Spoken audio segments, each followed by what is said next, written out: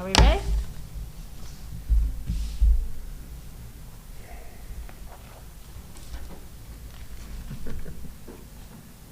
Okay, we'll call the meeting to order. First item, Pledge of Allegiance. Please stand. I pledge allegiance to the flag of the United States of America and to the republic for which it stands, one nation, under God, indivisible, with liberty and justice for all. The next item, number 3, is approval of minutes from the regular meeting of August 18, 2021. Is there a motion to approve? And when you make the motion, would you please say your name? I've been told by our recording secretary, who is recording on Zoom, that it is difficult for her to sometimes hear through our masks. So I think I heard Lou Pear. Okay, Lou Pear. Thank you, Lou. I'm going to make the motion to accept the minutes of August 18th, 2021. Appreciate that. Is there a second? Second, Rick Shar. Thank you, Rick. Any changes, errors, or omissions? There being none, all in favor indicate by saying aye. Aye. Any opposed? Any abstentions? Thank you. Motion carries. Is there a motion to accept the agenda as presented?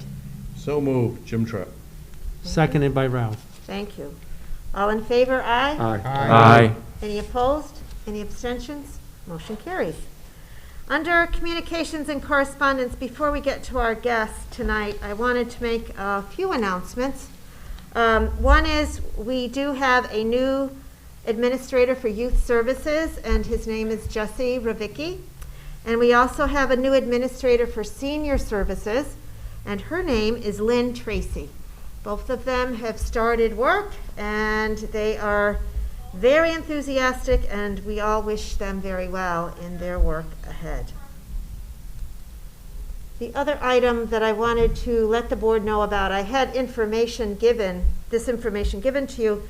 I was approached by a group of citizens from Portland, very interested in our Arigoni Bridge. And their interest is, number one, that the bridge is really looking very beautiful as they cross. And it is a very good job that Connecticut Department of Transportation and Mohawk is doing for us on the bridge. But I'm going to stop for 1 second. I was just told there's no audio. Sharon has no audio. Sharon Hoy, our recording secretary. I don't know if, Rob Klee, can you hear us? Yes, I can hear you. All right, and Andy can hear us. So Sharon, it must be on your end. Could you text or chat with Sharon? What she'll have to do is take the minutes from the tape. Yeah. Okay. So anyway, these folks have come to me, and they're very interested in seeing that the state light the Arigoni Bridge. Similar to the Pearl Harbor Memorial Bridge down in New Haven, or the Q Bridge, similar to many bridges throughout our country. Now that there's LED lights, it's something that people are very interested in pursuing. So I did send messages to our state legislators for Portland, Cromwell, and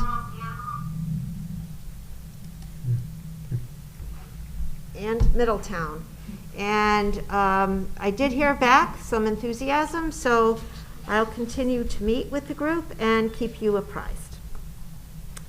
Now, the next item under communications and correspondence will be our guest tonight, our attorney, Rob Klee, who has been working with us on our solar initiatives. We also have the chairman of our Clean Energy Task Force, Andy Bauer, with us. And I think we're going to start with Rob. Good evening, Rob. Nice to see you. Good evening. Nice to see you as well. Can everyone hear me okay in the room there? Yes. Yes. Great. So thank you, First Selectwoman Bransfield and members of the Board of Selectmen for having me here tonight. I'm Rob Klee of Klee Sustainability Advisors, and I've been helping the town along with my colleagues at CSW Energy to help the town explore solar options. And thank you as well to Andy for the work of the Clean Energy Task Force and help guiding us through this journey, a journey that is sometimes has some bumps in the road, and that's that's what we're going to talk about today, an update on what happened regarding the solar project on the Portland landfill, which did not go forward. And we'll talk a little bit about the controversy regarding siting of solar on landfills in this shared clean energy facilities world in round 2, where other solar on landfill projects have also run into challenges with Connecticut Deep regarding stormwater runoff. And then I'm going to briefly talk about options going forward, and obviously I'm happy to answer any questions from the Board of Selectmen as we go. So, as you know, the Portland landfill solar project did not go forward, and the last time I was in front of you, we were presenting the results of our competitive bid process that had a potential leading developer there. And I think I might have said that was our hopeful dance partner to go into the states and utilities shared clean energy facilities, or SCEF program, that competitive bid process. And I think, as I also said, we were excited about the bid and the potential dance partner, but nothing was 100% certain. And you still needed to go through the contracting phase and then ultimately the bid submission phase. And the bid submission was a competitive process in front of DEEP and the utilities. During that contracting phase, we learned that the proposed solar array did not actually meet all the requirements that Connecticut Deep, my former agency, had placed on project sites, and they were concerned about sites with slopes greater than 15%. It was a rule that was intended to deal with challenges regarding stormwater and construction stormwater runoff in particular. Now, we went back to the bidder when that was disclosed to us and said what could do and what would be the impact on their proposed solar array. And turns out it would have to be 30 to 40% smaller than what they were originally bid in. A smaller solar array meant a less amount they were willing to pay to the town in terms of lease and tax payments.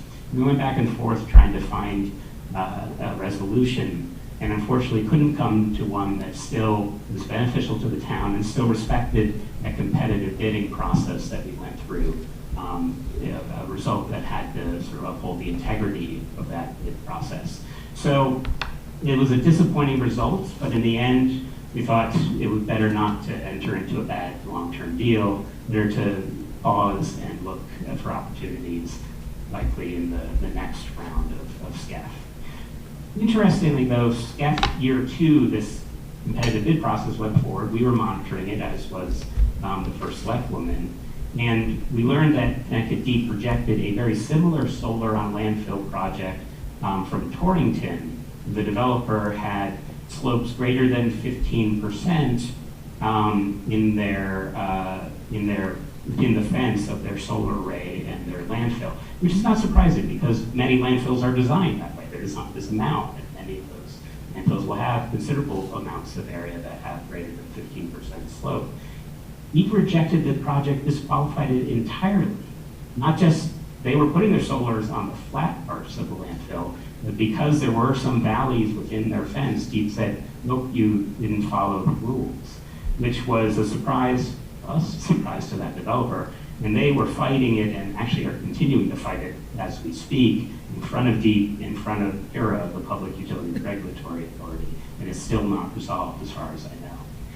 In the town of Portland, though, we assisted the town in filing comments to Deep to kind of highlight this is a challenge. It's a challenge for towns like Portland that have landfills that will have those slopes designed that way, to contain the waste underneath them. There's a missed opportunity if you're going to hold landfills to that standard, because it will reduce the available solar array, land area.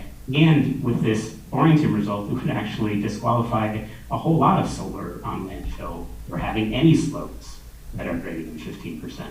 So we submitted those comments into a process that the Connecticut Deep, the Department of Energy and Environmental Protection, is having on trying to figure out they call it the Sustainable, Transparent, and Efficient Practices for Solar Development, or STEPS.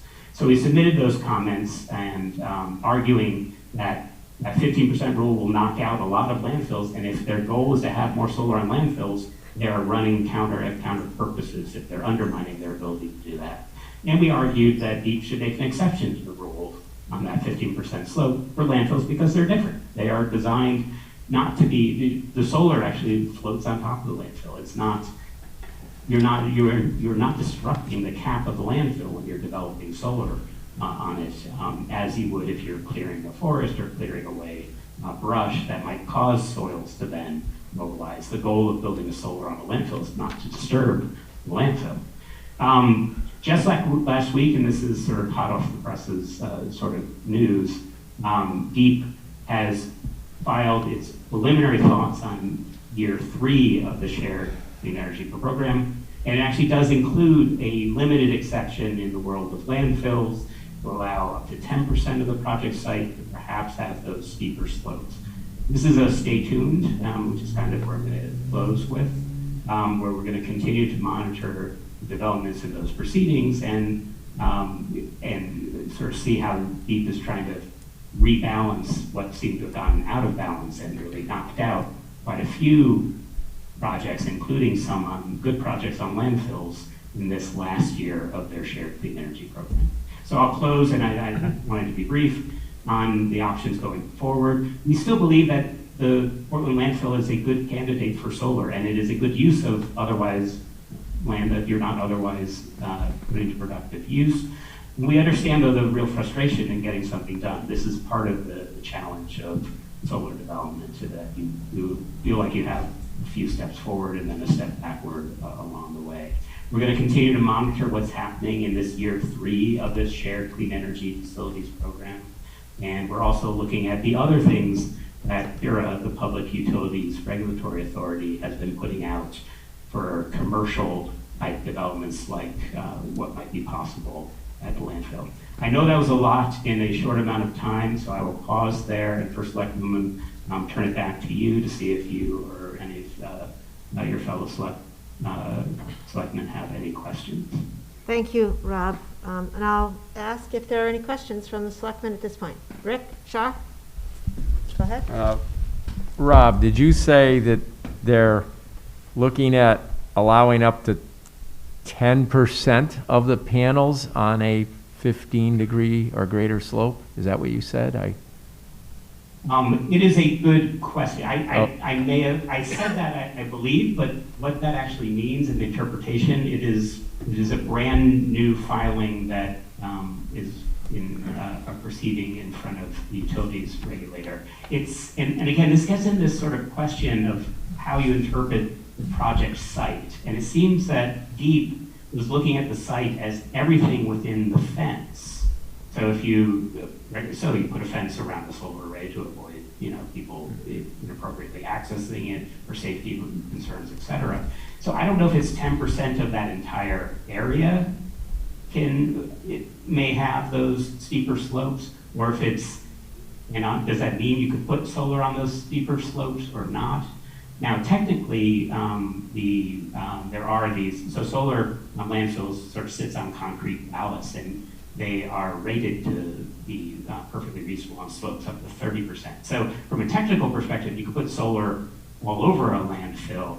We don't know yet. It's literally just been filed what DEEP actually means when they say only 10% can have those steep slopes. Is it with the overall area just 10%, or can you put solar on some of those steeper places or not? Okay, because it didn't, if it's only 10%, it just didn't seem like that much, like we were going to be that helpful, but I guess let's see what happens.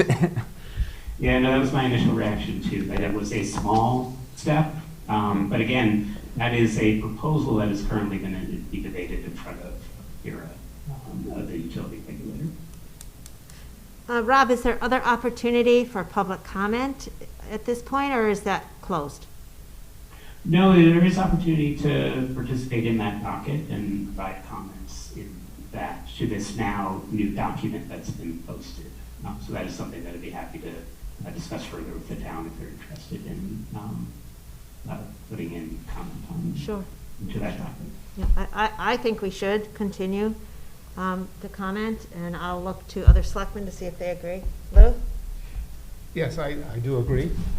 My question, Rob, Lou here, is that if in fact this slope is greater than 15%, is it possible that either we or the developer can reduce that to 10% by filling in a portion of that area. Now, I'm not sure how much fill that is, but I do know that sometimes fill can reduce the slope.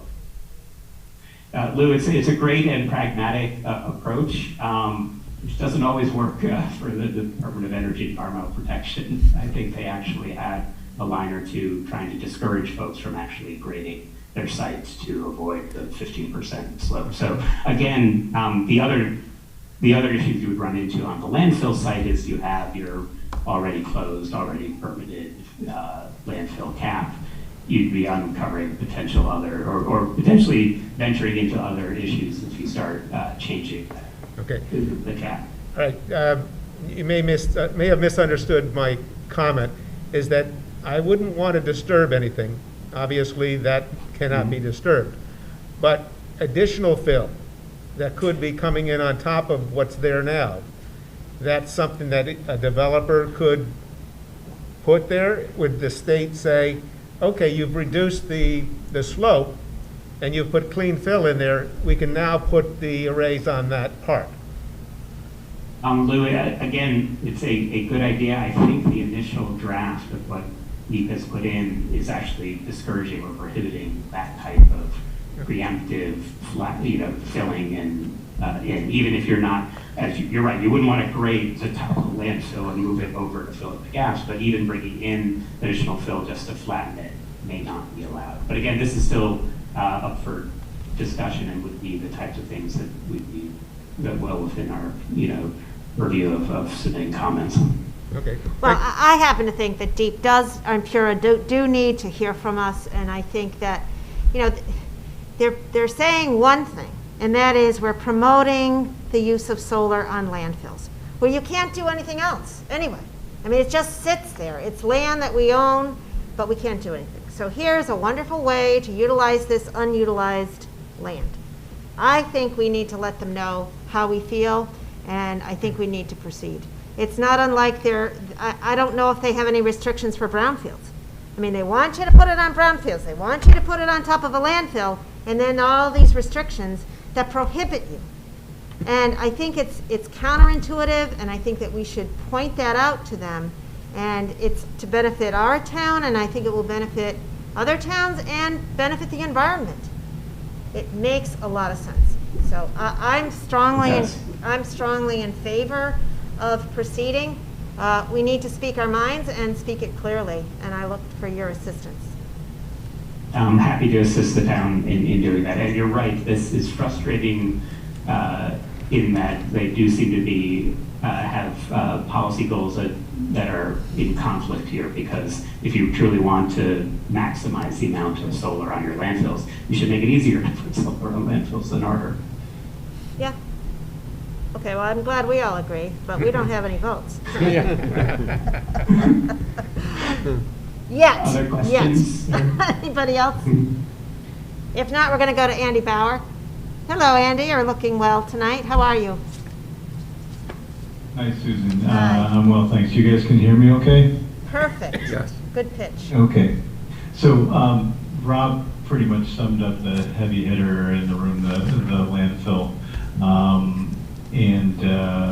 I don't have anything a whole lot more to report than when I was with you last time. We are proceeding on several fronts. The BIS array is on track, but it's been held up due to a variety of COVID and supply chain concerns. We do have a tentative plan for the Route 17 concessions building. Let's see what else. We're looking at the high school athletic shed for a possible site for solar. That's very preliminary. And there are some funding opportunities for EV chargers, which are not yet public, but they're looking to build on the push for electric vehicles, and the stuff that I've seen is that there is money available for EV chargers, not only for residential, but it appears to be it's called destination chargers. And Rob, maybe you could help me out on this, but I'm assuming that means a place like the Route 17 Park would be something that fits that bill. But we'll know more as as those programs become available. Andy, just quickly, you're right. The PURA, the Public Utilities Regulatory Authority, has been very busy over the summer, and this new docket and ruling as part of their grid modernization proceeding is really there to try to encourage the deployment of charging stations, and they are focused on destinations like shopping malls, those sorts of developments, theaters, parks, etc. Also workplace chargers fall into those categories as well. So again, something to keep an eye on for potential incentives that are a recognition that as we increase the number of electric vehicles, it is worth our collective while to have more charging facilities, and those that means now the utility structure is willing to subsidize those. Great, thanks, Rob. And then just one more plug for the electric car show, which is going to be at East Hampton High School. That's a joint Portland Clean Energy Task Force and East Hampton Clean Energy Task Force. And it's like, I'm not really sure how these things happen to me, but I got asked to send in a picture of my of me with my leaf, which I did, and then it ended up in the River East. So for those folks who want to, without a picture of a good-looking guy with his car, have at it. Get your scissors out. I saw it. It was very well done. Very nice. Thank you. Andy, what are the hours again on Saturday? It's noon to 3. Thanks. We also were selected, Andy, as a town by by sustainability, that we would be able to have a technical consultant to help us with electric vehicle charging stations.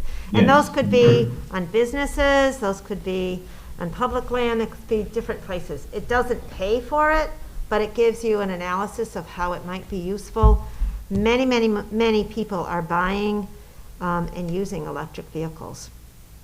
Yeah, you're absolutely right. And credit goes to you, Susan, and whoever on the Board of Selectmen also caught that eye, because there was not really a task force find. I think you're the one who grabbed that, so just credit where it's due.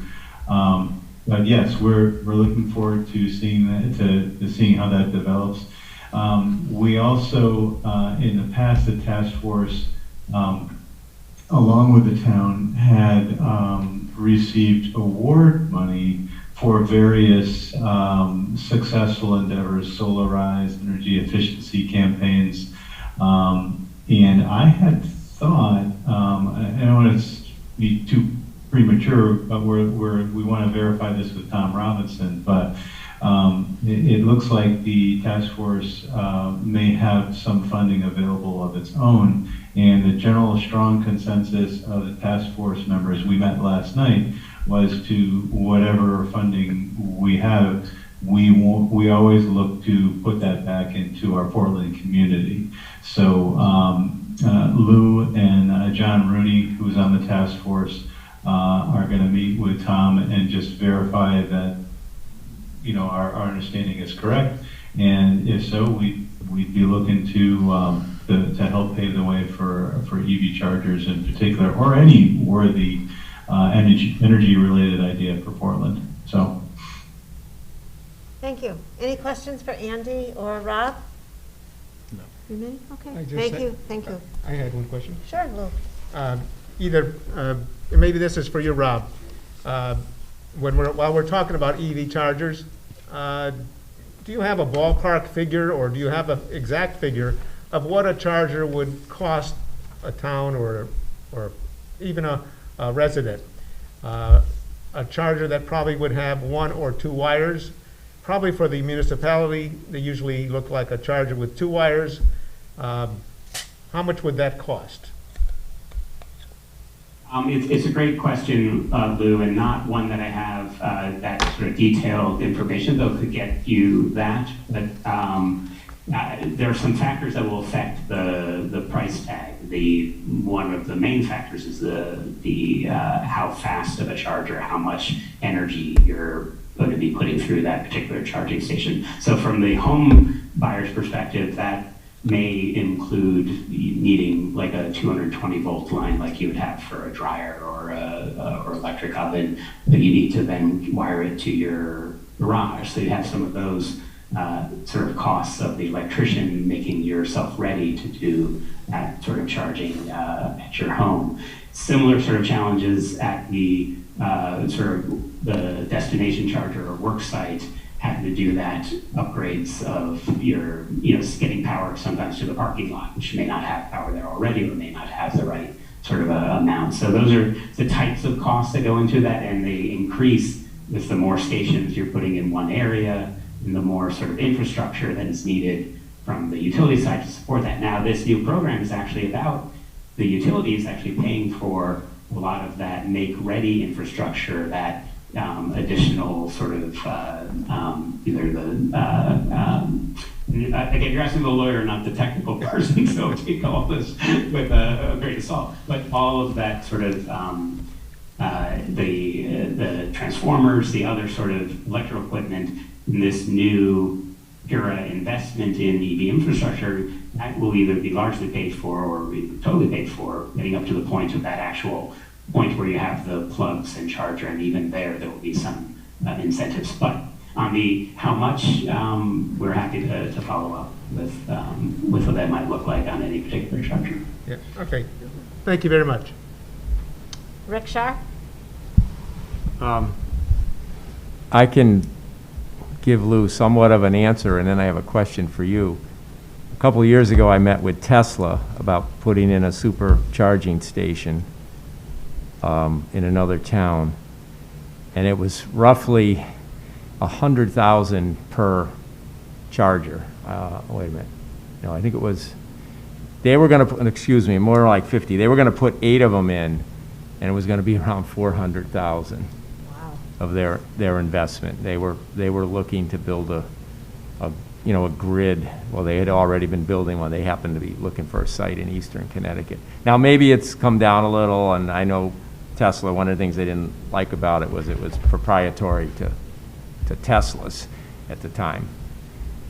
Question I have for you is, if these charging stations go in with the support of PURA, is there going to be some sort of method for the consumer to pay for the power, or is it, like I've seen them out west where they're activated by a credit card, I guess? Or is this infrastructure on municipal property, like who's going to pay for the power once they're in?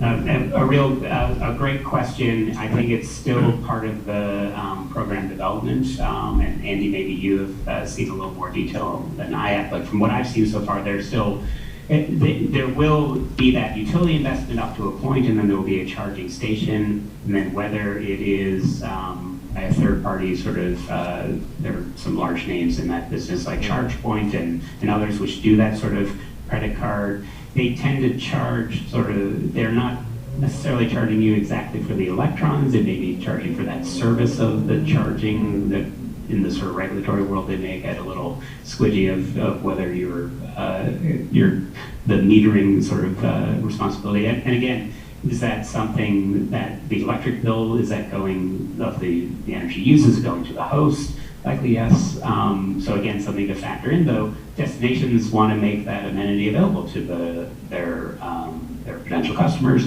Workplaces want to make it available to their employees as a potential benefit. Or they can have this, third-party entity, the ChargePoint, that may be the one paying for the power, but charging the actual consumer via credit card. And back to the Tesla, yeah, that sounds ballpark around right, but that is a super fast charger. That's the really sort of, bulky and high power infrastructure, which is way more expensive than the things that are much lower voltage. Okay. Yeah, Rick, the only thing I can chime in is that there's 3 levels of chargers and the superchargers are level 3. They're called fast chargers for a reason. And level 2, for example, if you've been over to Middletown, the municipal parking lot that has 12 charging units, 6 double poles, and those are all level 2 chargers, which any car can plug into. They clearly, they don't charge your car as fast, but you know, if you're there for 3 hours, you can be looking at like 50, 60 miles worth of charge return to your car. So, you know, they're not the best, but they're serviceable. And if I remember correctly from when we were looking at it, in Portland, again, 4 or 5 years ago, so you have to take this with a grain of salt, but I remember like around 8,000 or so for a single pole, and then maybe another 50% more for a double pole. But again, you have to factor into how much the site might need to be trenched and what extra stuff you have to do to connect that charging station to the service panel that's going to draw the electricity. Okay, thank you. Anyone else? Thank you very much, Rob. Thank you very much, Andy. A lot of good information. We'll see you again soon, I hope. Yes, thanks for having me. You're welcome. Thanks, everyone. Thank you, Andy. Thank you.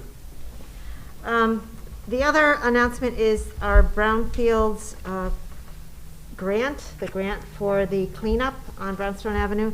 They came in yesterday, and 4 firms have replied, and all 4 bids are with our consultant, Ty and Bond. They'll need to review them, and then they will get back to not only the town, but also to the Department of Economic and Community Development. So before the awards are made, it'll come back to you so that you can have an understanding of the work. There's also an opportunity to apply for more dollars. There is a grant opportunity, a Brownfields grant again. Those grants would be due, applications would be due the October 22. So that may be something we will also put in. So more details on that as time goes on. Next item is public comment. Is there anything in the chat, David? Anyone in the audience? Thank you. Old business, April Graves, do you have a report on the Committee on Solidarity? Thank you.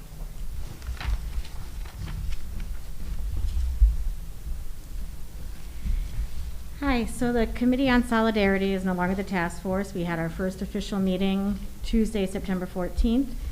I was nominated to be the chairwoman again, and 3 days before we actually became a committee, we hosted the 9/11 memorial ceremony.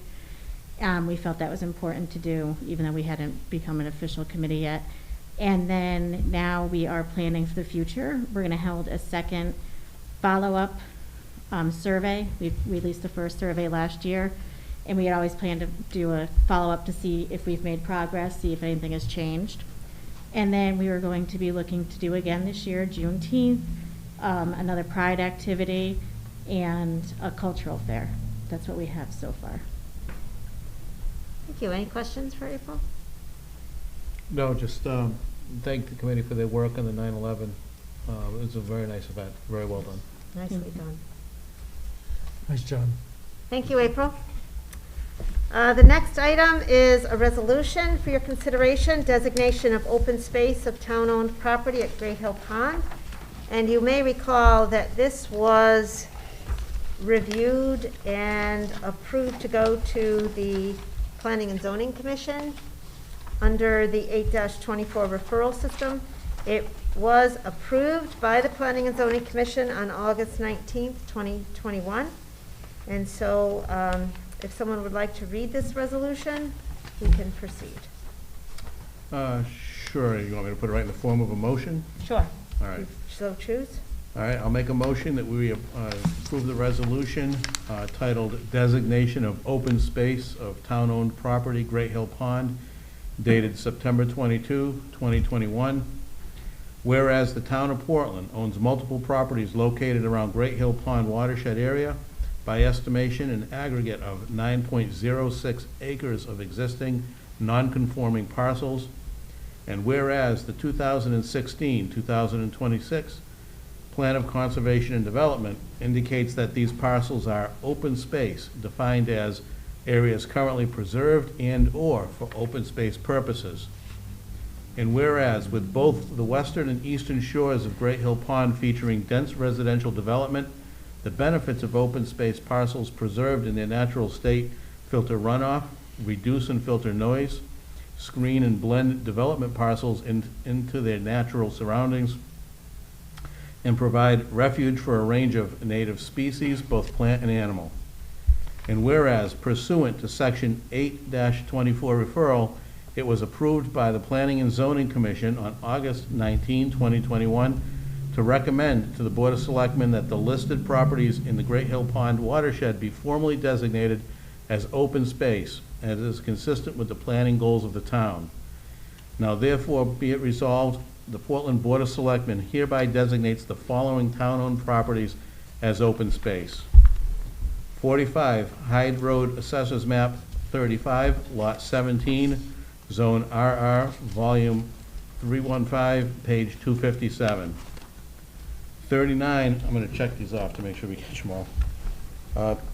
39 Hyde Road, Assessors Map 35, Lot 16, Zone RR, Volume 315, page 257. 33 Hyde Road, Assessors Map 35, Lot 15, Zone RR, Volume 315, page 257. 25 Hyde Road, Assessors Map 35, Lot 14, Zone RR, Volume 315, page 257. 18 Hyde Road, Assessors Map 35, Lot 55, Zone RR, Volume 315, page 257. 15 Hyde Road, Assessors Map 26, Lot 20, Zone RR, Volume 315, page 257. 9 Hyde Road, Assessors Map 26, Lot 19, Zone RR, Volume 315, page 257. 34 Dunham Road, Assessors Map 35, Lot 53, Zone RR, Volume 315, page 257. 32 Dunham Road, Assessors Map 35, Lot 52, Zone RR, Volume 315, page 257. 28 Dunham Road, Assessors Map 35, Lot 51, Zone RR, Volume 315, page 257. 19 Dunham Road, Assessors Map 35, Lot 45, Zone RR, Volume 315, page 257. 13 Dunham Road, Assessors Map 35, Lot 48, Zone RR, Volume 315, page 257. 11 Dunham Road, Assessors Map 26, Lot 26, Zone RR, Volume 315, page 257. 9 Dunham Road, Assessors Map 26, Lot 27, Zone RR, Volume 315, page 257. 7 Dunham Road, Assessors Map 26, Lot 28, Zone RR, Volume 315, page 257. 5 Dunham Road, Assessors Map 26, Lot 29, Zone RR, Volume 315, page 257. 3 Dunham Road, Assessors Map 26, Lot 30, Zone RR, Volume 315, page 257. 29 Farrell Road, Assessors Map 35, Lot 24, Zone RR, Volume 408, page 174. 27 Farrell Road, Assessors Map 35, Lot 25, Zone RR, Volume 408, page 177. 17 Farrell Road, Assessors Map 35, Lot 46, Zone RR, Volume 408, page 183. 0 Farrell Road, Assessors Map 26, Lot 38, Zone RR, Volume 408, page 180. 47 Lake Road, Assessors Map 26, Lot 64, Zone RR, Volume 408, page 186. 45 Lake Road, Assessors Map 26, Lot 65, Zone RR, Volume 408, page 189. 37 Lake Road, Assessors Map 26, Lot 67, Zone RR, Volume 648, page 323. 29 Lake Road, Assessors Map 26, Lot 69, Zone RR, Volume 408, page 192. 0 Knollwood Road, Assessors Map 27, Lot 34, Zone RR, Volume 541, page 165. 0 Great Hill Pond Road, Assessors Map 27, Lot 25, Zone RR, Volume 315, page 252. 0 Great Hill Pond Road, Assessors Map 36, Lot 16, Zone RR, Volume 408, page 165. 0 Great Hill Pond Road, Assessors Map 36, Lot 17, Zone RR, Volume 408, page 168. 0 Great Hill Pond Road, Assessors Map 36, Lot 19, Zone RR, Volume 408, page 171. 0 Great Hill Pond Road, Assessors Map 36, Lot 21, Zone RR, Volume 66, page 226. Is there a second? I'll second that. Seconded by Lou Lou. Pear. Thank you, Lou. Discussion? If there's no discussion, all in favor indicate by saying aye. Aye. Any opposed? Any abstentions? Thank you, motion carries. That was impressive, quite impressive. That was quite a I list. should have seconded it, would have been easier. The next item is letter C, appointments, reappointments to boards and commissions. Jim? Yeah, I have some. I make a motion that we appoint Victoria Tchechet. She's currently an alternate on the Planning and Zoning Board. I make a motion that we appoint her as a full member. Is there a second? I'll second, oh. Who's that? Go ahead. I'll second the motion. All right, seconded. All in favor indicate by saying aye. Aye. Opposed? Opposed? Opposed? Opposed. Motion carries 4-3. All right, I make a motion that we appoint Bruce Graves to the Portland Housing Authority. Is there a second? I'll second that motion. Seconded by Ralph Zampano. All in favor indicate by saying aye. Aye. Aye. Is there opposition? Are there abstentions? Motion carries unanimously. Next one. I make a motion that we appoint Carrie Darby to the School Facilities Committee. Is there a second? I'll second that. Lou Pear. Thank you, Lou. All in favor indicate by saying aye. Aye. Aye. Any opposed? Any abstentions? Motion carries. Next one. I make a motion that we appoint Melissa Kelly to the Clean Energy Task Force. Is there a second? Ralph will second that. Thank you, Ralph. All in favor indicate by saying aye. Aye. Any opposed? Any abstentions? Motion carries. And I make a motion that we appoint Shelley Nolan, she's currently an alternate, but we appoint her as a full member of the Youth Services Advisory Commission. Is there a second? Ralph will second that. Thank you. All in favor indicate by saying aye. Aye. Any opposed? Any abstentions? Motion carries. Thank you. The next item under new business is Portland Fair.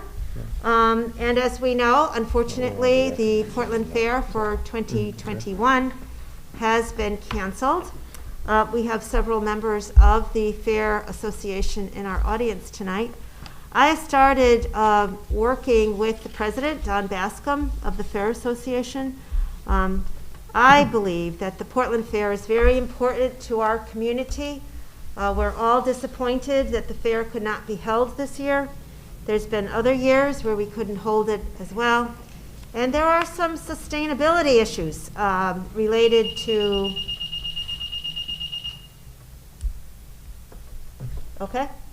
related to our ability to host the fair in the town. So some of the things that Don and I have been talking about is how we can work together, how the town of Portland, for which the fair is so important, can work with the Fair Association and perhaps even some other groups or organizations or entities or farms or etc.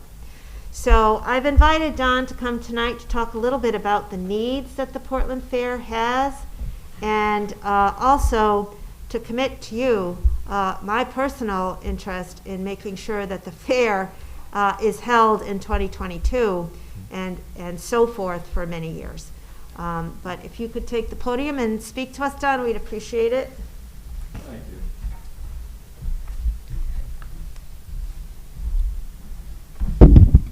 I think anybody who knows me knows that I don't give up easily. Very seldom do I let water issues or anything stop the fair. This time it was just a culmination of a whole lot of reasons. Mainly we're being squeezed. Back in 2010, the long pole barn was condemned. We couldn't use that anymore, and the Exchange Club hasn't done anything about it.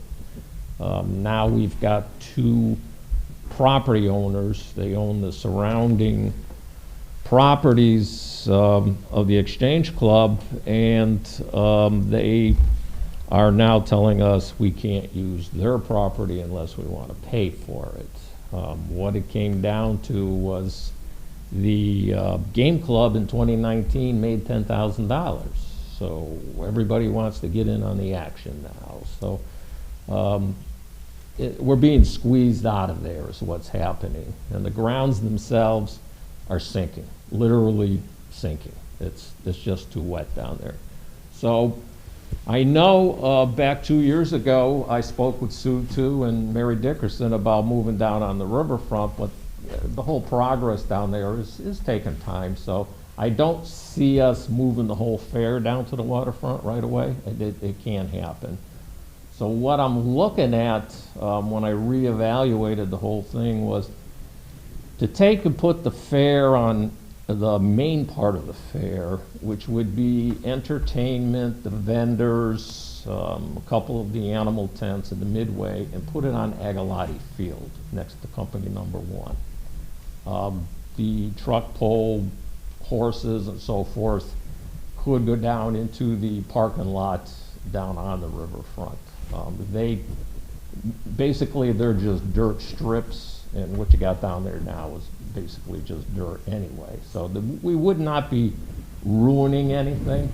In my opinion of this is, if somebody's going to make $10,000, I would rather it be the town, whether it's Park and Rec, or whomever. It doesn't matter who we work with.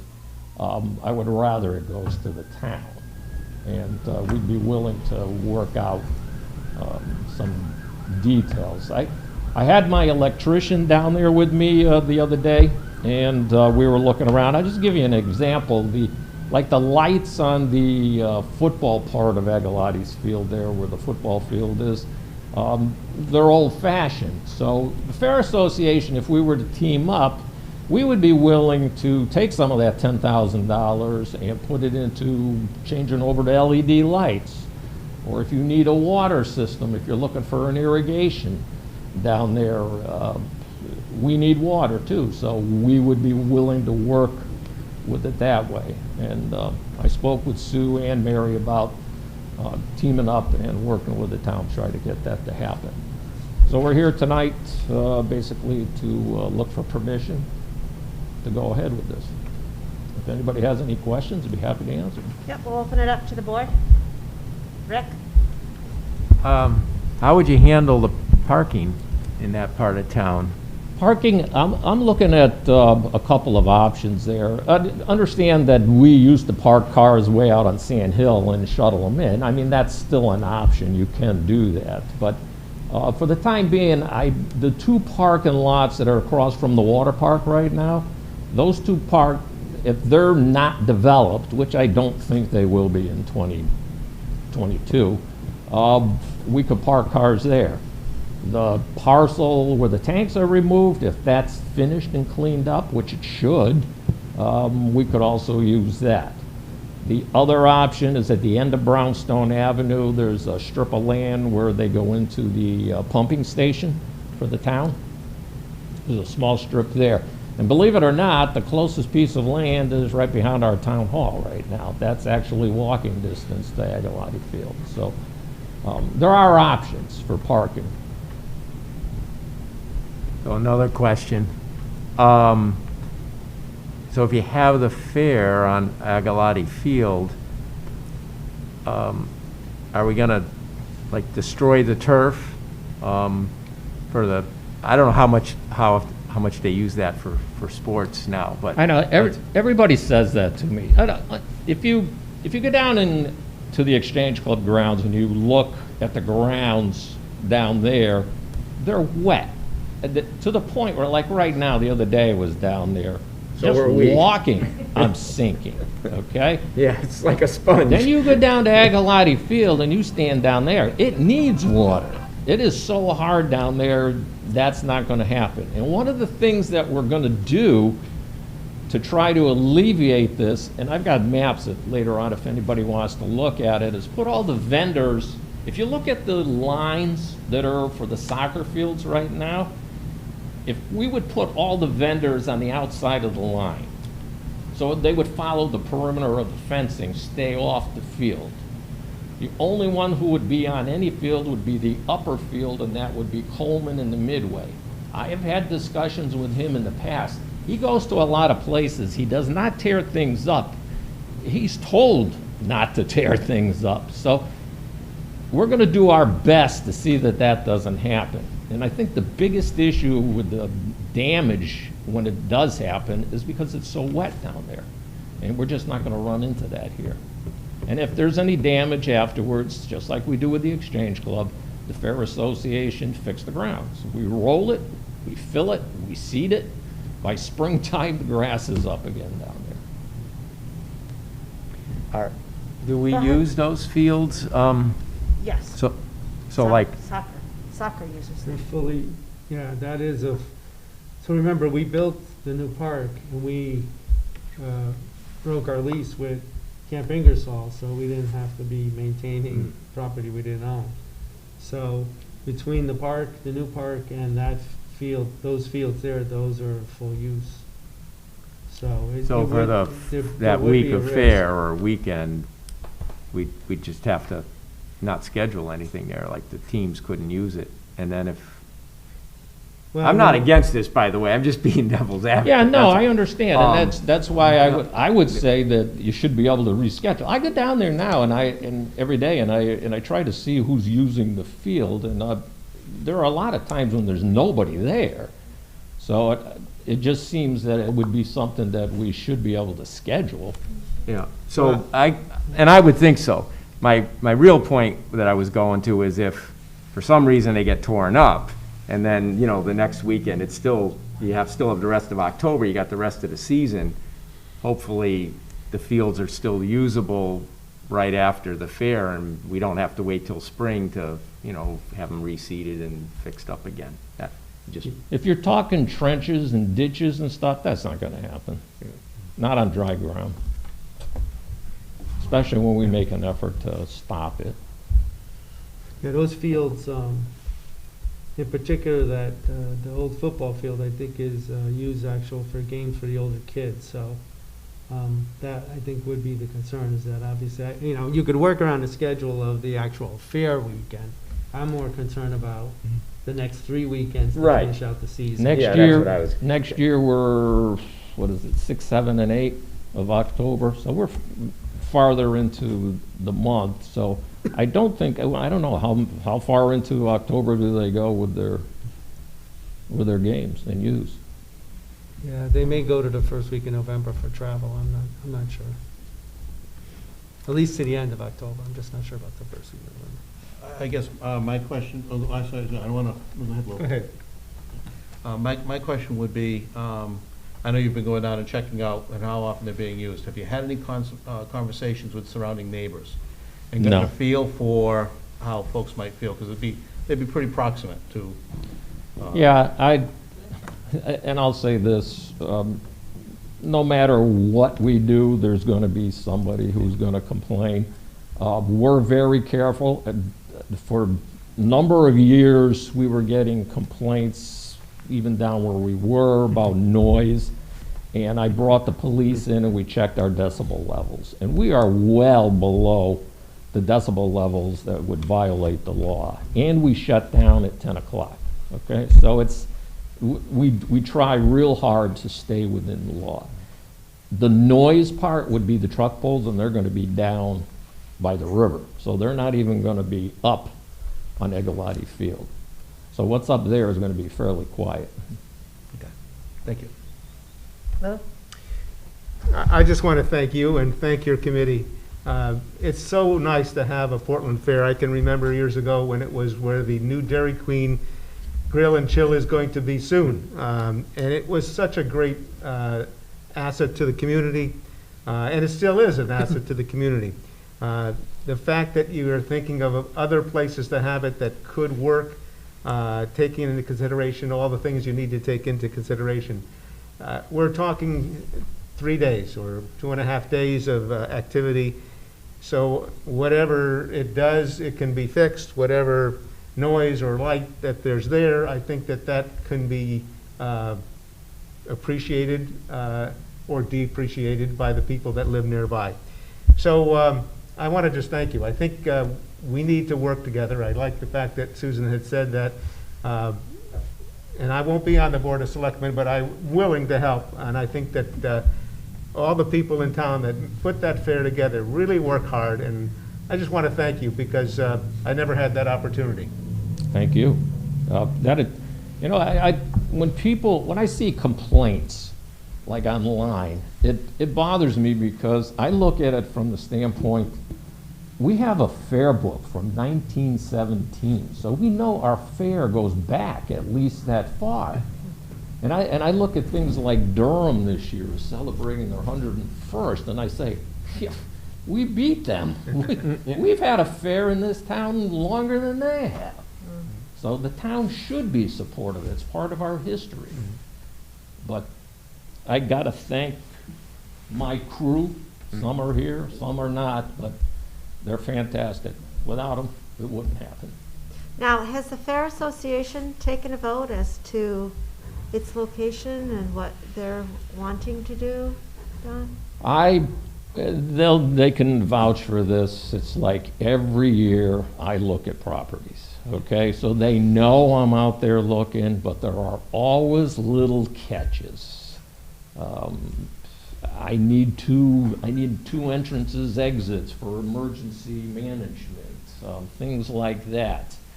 So a lot of times, most of these properties just don't work out. But the Fair Association does know that I'm looking, and they are on board with doing this. And we are in conversation with the Exchange Club. Are you guys going to step up and help us fix this? You know, that's where we're at right now. If the problems down there can't be fixed, and I don't see us fixing the squeezing by the property owners. They want to get paid, and they're squeezing us more and more. And it's just not going to happen. If we pay them this year, how much are they going to ask for next year? You know, it's just going to keep on going up. So You can't be held hostage by. no, it's time to move. It really is. And I mean, I that's- think conceptually, there's a lot of positives. I know you're doing some of the measurements and you're taking a look at things. Our public safety folks would have to look at this, as well as, you know, just the general advice and counsel with Parks and Recreation. As I said before, I'm in favor of having the Portland Fair, and it has to be in a place where we have some control over our destiny. It's not a good idea to be investing, once again, in other property that you don't own. I mean, it's a similar concept to why we built the Route 17 park.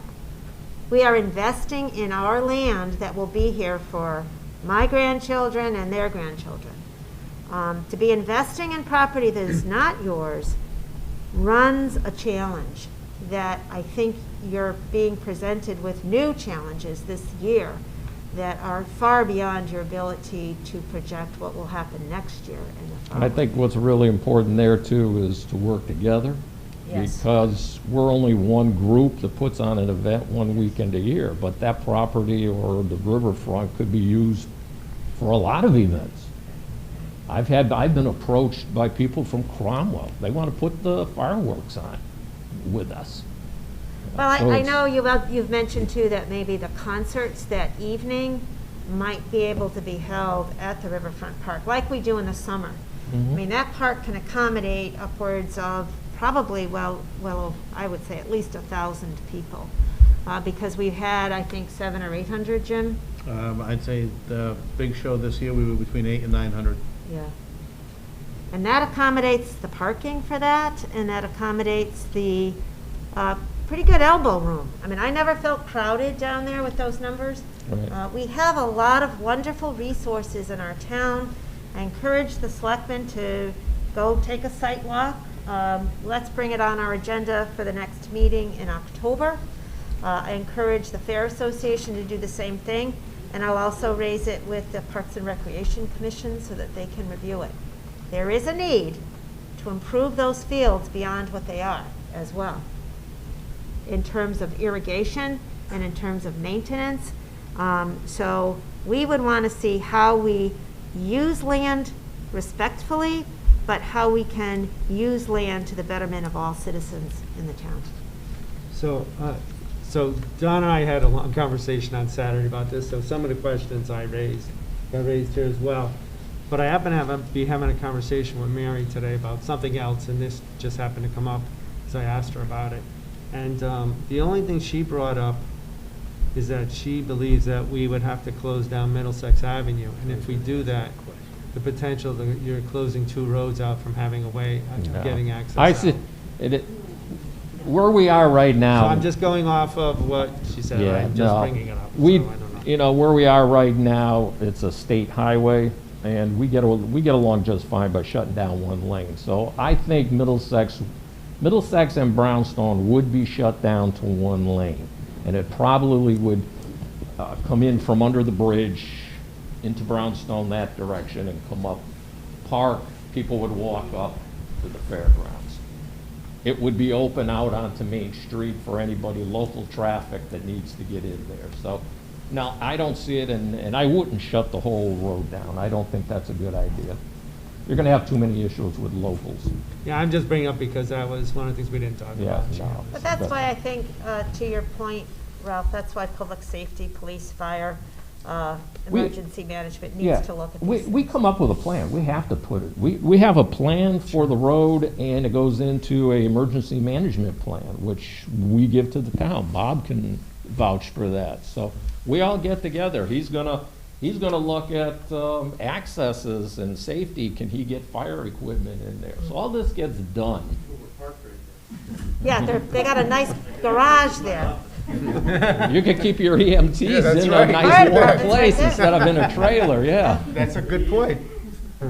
So, The yeah. the other thing, I gotta say this too, I went to the Quarry View Craft Fair this weekend, and it was so encouraging to see so many people enjoying now another site along the Connecticut River that I think is just so nicely done. They're doing a wonderful job at Quarry View. We also had a wedding going on that time at the Riverfront Park. And there were people also simply enjoying the park. They were working on it and also being walking and enjoying it. So part of our development plan, and it's something that Don worked on as chairman of planning and zoning, is that the riverfront area, the downtown area, and the former Elmcrest property area are economic drivers in our town. These things don't happen overnight, but the investments that our citizens and taxpayers have made has allowed so much new development and opportunities to occur. So that's why, based on, of course, we always have to work out the details, the devil's in the details, Don and others. And that's something that, I'm committed to, in my limited time, to work on and bring back to the selectmen, because I do think. We can always join the Fair Association. Yeah, that's true. For a small fee. That's important, that's key too, It is. because we're not just talking the riverfront, we're talking the Main Street and Elmcrest too, which is gonna be developed. So that there has to be a connectivity between all those areas. Don't do what Cromwell did, and I talked to a lot of people in Cromwell. You kill the Main Street, it'll be just like they did over there. Right. Don't wanna do that. No, I think that, the town has, thanks to our volunteers on planning and zoning, I think have done a great job in terms of trying to think ahead in our town. So, We'd be happy to work with you. when's our next meeting? I think it's the 6th, October 6th. I believe so. October Whenever the 6th. first Wednesday is. So if we could come up with some more information, that would be very helpful. I could put a plan together, Okay. and with maps and everything. Yeah, the then 6th. And you I need can to just share give it with to everybody. our public safety team. Yep. Certainly. Yep. When are your Fair Association meetings? The first Wednesday of every month. Well, you can come here and have it. Well, that's the first Um, Wednesday of the month. Yep. Can I ask another question? Of course. And maybe to, Of course. this, Ralph, the Park and Recs guru, might have to weigh in on this, but could we actually use like the riverfront park, just have everything down there, or between the parking lot up above it and the park down below? Rather than have the fair separated, Agalotti Field, and then you gotta walk a Right now, quarter mile. no. Right now, it wouldn't happen. There's not enough space. Not enough space? No. Okay. If the trees out in back of your pavilion and the park there, if those were cleared out of there and we had use of where the tanks were and everything, then yes, I measured that out 2 years ago. We could do it, but the way it is right now, no. Okay. Just wouldn't fit. I was just pipe dreaming, that's just a nice No, venue, and I you're think- down by the river, I think that's part of the goal, is down the road, we probably would get away, because for the fair, it's not a good thing to have the main part up at Agalotti Field and then the rest of it down on the waterfront. It would be best to keep it together. But for the time being, it works, and then if we work out the details of the riverfront, there's a possibility that could go right down there. Okay. Does anyone else from the Fair Association want to say anything? At this point? No. You sure? Don, are you on because you wanted to say something? Don, go in. I see only one other person on, Don. Did he want to say anything? Is there anything in the chat? I think he's gonna say something. He took it. I just wanted to mention that we do have a good evacuation plan, which will accommodate everything that Don is talking about. Thank you, Don. You're welcome. Thank you. Thank you. Okay, so we will, unless there's any other questions, this end of the table or this end? Okay. No questions, but I think it's just, I want to thank everyone for that work, because it's important that we have the fair. Yeah. Yep. And I'm glad to see that there's work towards a long-term, sustainable solution to have it, so. Thank you, Don, and committee. Thank you. Okay, letter B, transfer of funds authorization, grounds maintenance, and I think our director, Shay, is going to give us some information on that. Thank you. You have a resolution, and Bob will explain it. Thank you, Bob, for coming tonight. You're welcome. So as you all know, we've entered into a lease program for some capital items. And how that goes is there's line items for each department. And as we've received quotes and we've put purchase orders together for those line items, there's one in particular today under the grounds department that changed from our original quotation. And it's simply due to the fact that we are in a situation here in our country where things are very difficult to get, steel especially, and the prices are going through the roof. So with that said, we made sure that we've secured all our purchases for the other items that we plan to buy under the grounds department, except for the trailer that was planned for. The cost of the trailer has increased. The prices of the other equipment we've done well with, which leaves a balance in that department's line item. So the technicality is just to come to the board and to ask for that additional $1,000 to make the purchase of that piece of grounds equipment, which is a trailer, and to get that approval under that resolution, which still leaves a small balance in that line item as well. So it's not any additional money, it's just the technicality of explaining to you all that there is a different price for that particular line item over our estimated price back during budget time. Questions for Bob? Is Seems reasonable. there a motion to approve? I'll make a motion to approve the transfer of funds authorization for the grounds maintenance department capital. Is there a second? Second, Lou Pear made the motion. Rick Shar will second it. Thank you, Rick. Do you waive the reading, or do you want to read it? Yeah, I'll waive the reading. All in favor? Aye. Any opposed? Any abstentions? Motion carries. Thank you, Bob. I appreciate your explanation. The next item is something that, actually, I had spoken to Rick Shar about this. There are many projects that are going on in our town. Thank you to our staff, thank you to this board and all of our boards and commissions. And our discussion was, it might be a good idea to have a group of citizens that could thread together and make sure they're not oversighting, but rather reviewing for some of the projects that are going on.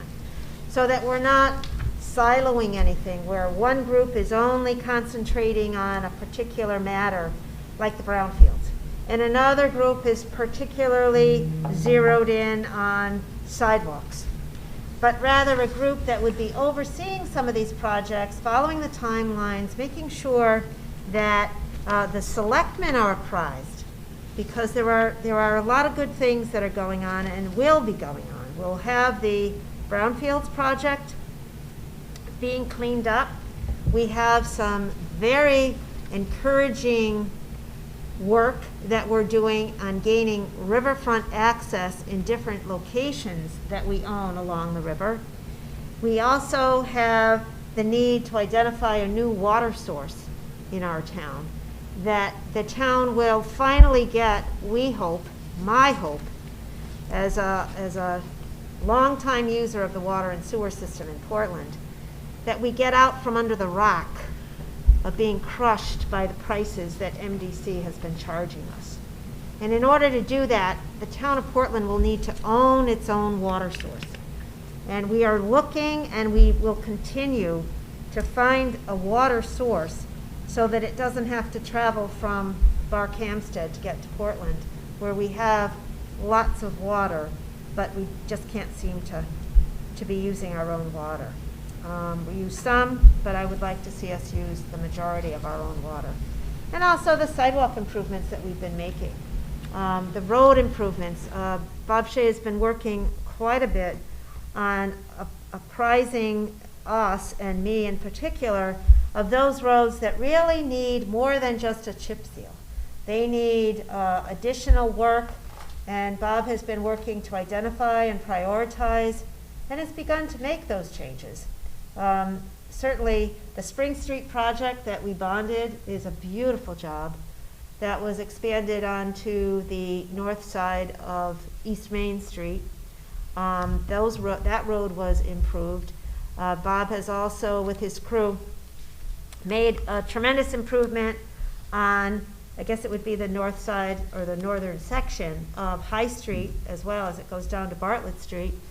You're working on Grove Street, Bob, and also looking at perhaps another section of Bartlett Street, and we could go on. Maple Road. Maple Road as well. So, as a community, I think it's important that we always have citizen input and that they be of assistance to the full Board of Selectmen. So I want to just read this resolution so that you can think about it a little bit. So it's a Town Projects Review Committee, whereas there is a need to keep town projects coordinated and timely, and whereas the Board of Selectmen would like progress reports on town projects, and whereas an independent committee to review projects and apprise the Board of Selectmen of the status of projects, and whereas the projects may include, but not be limited to, projects such as those associated with riverfront access, brownfields, identification of new water sources, roads, and sidewalk improvements. Now therefore be it resolved that the Board of Selectmen hereby establishes a Town Projects Review Committee consisting of 5 members and 2 alternates, and be it further resolved that the scope and direction of the committee's responsibility shall be, but not limited to, the following. Number 1, review current and future projects, and number 2, simply report to the Board of Selectmen at least quarterly on the committee's findings and suggestions for positive improvements in our community. And I thought I might turn it over to Rick and Lou, because I have spoken with both of these selectmen. The three of us are not continuing. We are not running for office. And as we were talking a little bit about the changes, we recognize the importance of creating some type of a bridge so that there is some assistance to the new board and to the town, because there's been and continues to be a lot of progress on these projects. So I'll turn it over to, we'll start with you, Rick, or Lou? Sure. I think this is a good start. We do have subcommittees already that do report out and keep a tab on how the projects are going, such as the airline trail, other projects within the town, the sidewalk committee.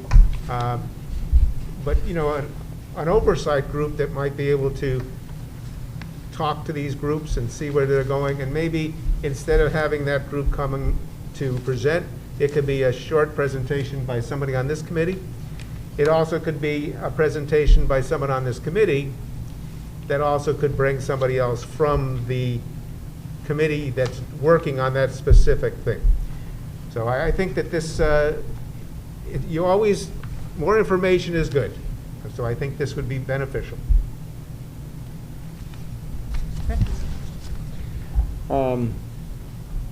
I know we've talked about it, and Susan's right that, we have several projects that we've been working on that the three of us will no longer be on the board. I guess I think it's a good idea, but I do have some questions, just while we're discussing it, that I don't think this, I guess we have to be, well, for instance, with the water sources, we have a water and sewer commission, and then we have the Board of Selectmen subcommittee. Yep. I don't know what, is putting another committee in there gonna just muddy the waters, no pun, or does maybe this commission take some pressure off the water and sewer subcommittee? Or, You could limit it. You could limit this resolution to riverfront access, which is something we had talked about, and anything that would be associated with the riverfront, and not include these others. So instead of being not limited, you could limit it to maybe just one aspect, which is, and I think that the riverfront access, there's a lot of activity going on, that might be sufficient.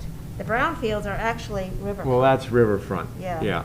But I was going to bring that up too, is do we keep the brownfields committee, or does that sort of morph into Yeah, I think into that this? it would.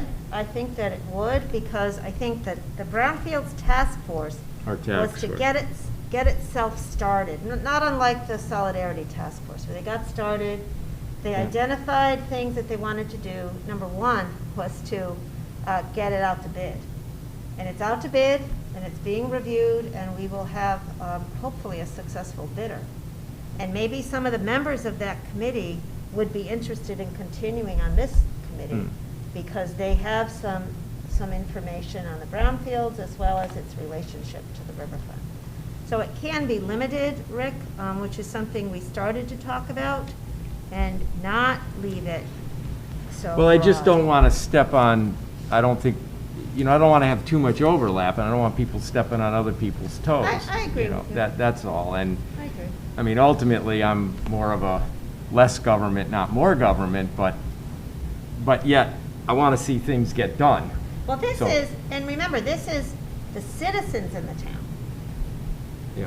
looking at what is going on. So in thinking about this, because I've talked with you about it, and Yeah. also tonight, I think we would perhaps limit it to riverfront access and brownfields along the Connecticut River, and not include anything else.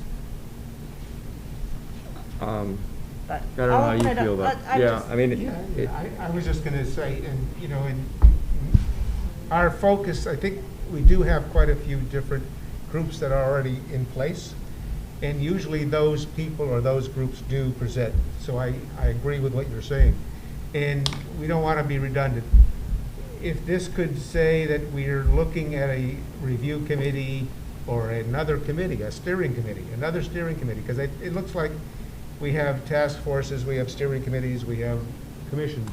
But if we had a steering committee, just like the airline trail, the sidewalk committee, other committees within the community, solidarity committee, maybe we just need right now, because it seems like the riverfront access is an area that we're focusing in, is that maybe we just need to do that. Yeah. And I think, you know, we and other people that want to be on that committee will be able to present once a month, once every 2 or 3 months, the progress. Anybody Yeah. else? Jim, what do you think? I mean, I don't know if this committee should, you know, say with water and sewer, because unless we're gonna maybe disband that subcommittee. You You know, know, but- I think that, I think it's important that subcommittee keep running, just like the sidewalk subcommittee, just because there's Yeah. gonna be, we need to keep having that focus, right, as a board. I think that if we started this off doing riverfront access, especially with the work that's being done to provide and get people access to the river, and I think that's a good way to go. We could include and- open space, possibly, or, Yeah, but I would see that as part of riverfront access, open Yeah. space along the river. I think Yeah. that would all fall into that mission. And it would eliminate the potential for overlap, right? We don't want to have groups that are working on things. well, that's what I you know, was getting at. yeah. It's like, you know, our time is, you know, we all want to do good, we all want to help the town, but it's like, Yeah. we don't, you know, we want to be at most productive use of our time. Yeah, and if we find that there's a growth need in there too, and that the committee's doing a good, you know, like, kind of has its legs, Yeah. it can always be something that's amended and additional Yeah. responsibilities added as we define them, or as we, you know.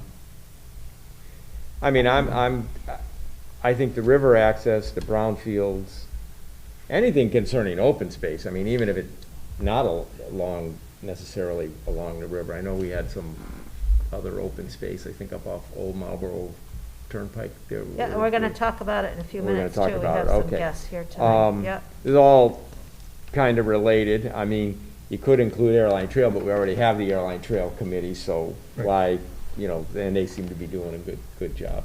But, yeah, I'd be a little bit reluctant just if we're gonna keep our Then why sidewalk don't we committee look- and water and sewer committee subcommittee. Why don't we there. look at 1, 2, 3, 4, whereas the projects may include, whereas the projects will include, and strike out but not be limited to projects. Will include riverfront access, brownfields, and open space. Would you even want to, where this is a project review that's going to be reporting to the Board of Selectmen, have language in there where it's, you know, projects may include, for example, riverfront access, or even other projects as assigned by the Board of Selectmen? Right, we're going to have something where the Board of Selectmen can ask this committee to look on a project and fill a niche.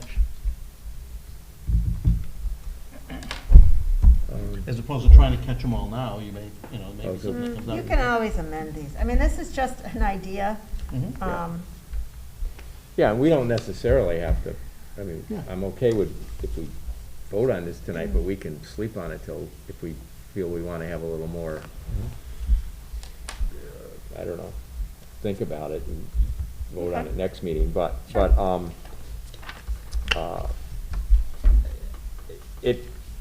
it could be something that really gets legs and does some good stuff, and it's only gonna be as good as the members on it. And as I said, I actually. think Yeah. that some of the members of the Brownfields group, which was a large group to start with, Yeah. has whittled itself down. And I think that a few members, maybe a couple members from that group, as well as those that have been working on the riverfront access and open space issues, would be able to be together on this committee, and we would Yeah. not have the Brownfields Task Force anymore. I Okay, think so we this would would replace retire that, that, yeah. and this would replace that. Hmm. And you are going to need to have a group that educates itself and keeps up on these issues. If you're going to continue the success that I think we're seeing on the riverfront, you have to have a review committee that's looking at these things. And doing some of that needed research. I know you have experience not only in riverfront access, Rick, but you also have experience in brownfields redevelopment. And Lou has a lot of experience in open space as well as riverfront access. So Well, those three areas are, that's quite a bit to nosh on. Yeah, You know, yeah. that'll, especially brownfield is, you know, that can be a can of worms. But it's So- got to be married, I think, to the riverfront access, because, Yeah, no, definitely, Do you because it's agree? part of, yeah, it's right there along the river. I mean, it's so close to our riverfront park, and it, you I know, think you do definitely want to fits in limit it, with it. though, as you mentioned earlier, and I would propose that it just include riverfront access, brownfields, and open space. And then if others want to add, we can add it at another time. Actually, No, I think that's actually, I like good. that. And if, That's let's good. say, one is overtaxing, Yeah, we split it and we make that a separate well, the thing. board will, yeah. Yeah, well, the board, yeah, you'd have to come to the board. Yeah, I like that, actually, I like that one. So if you just wanted to make those changes in paragraph 4, whereas the projects will include those associated with riverfront access, brownfields, and open space. And you could even drop access if you just want to say riverfront. What do you think, Lou? Riverfront access is good. It's good, okay. So let me repeat, paragraph 4 would change to whereas the projects will include those associated with riverfront access, brownfields, and open space. So we're gonna retain the town projects review committee name. Yep. Yeah. Okay, it just seems What do you more propose? broad than what we've just What do you carved propose? out. What do you propose? I don't know, I'm not sure how we change that name, but. Mm. I don't know, I think it's fine, these are all town. Well, if you feel this committee could potentially, down the road, review something else that the then Board of Selectmen task it with, then maybe the name's appropriate. Or, you know, Yep. It's flexible.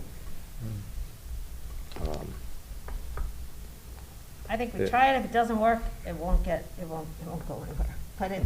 But I think conceptually, it's something that we should. Well, I'll say here, I mean, you know, we Consider. just voted on open space tonight. We know we're making progress there, and we've Right. all been, we've had the Brownfields task force, you know, that project is off the diving board, and we're making progress on this whole riverfront access, and I'll report a little more after. So, those are three areas that we should keep the ball rolling, because we have we've got it started. Do you want to make a motion as amended to pass this, or are you not ready? Yeah, I guess you okay with it? I'm okay, go ahead. So, I'll make a motion that, should I read it, or just? Well, just no. just say as amended. This Town Projects Review Committee as amended, I make a motion that we set up this committee. And I'll second that. Thank you. Further discussion? I just have one question. So, related to how we have this very general name, two things come to mind. One would be either we would word this paragraph so that you can easily add other projects without feeling you violate the original resolution.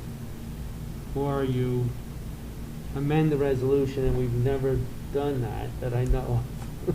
So I'm not sure it goes into play if You we can want to. amend We a just committee's never charter. done it, but I was just, if we want to come in and say, oh, yes, and we do want to add. Well, we then we eliminate committees when their function no longer continues. And I'm proposing that the Brownfields Task Force be Yeah, melded no, I into understand this. that, but I'm just saying if we all of a sudden decide Well- that something else is important, we'd like to add it into this group's role.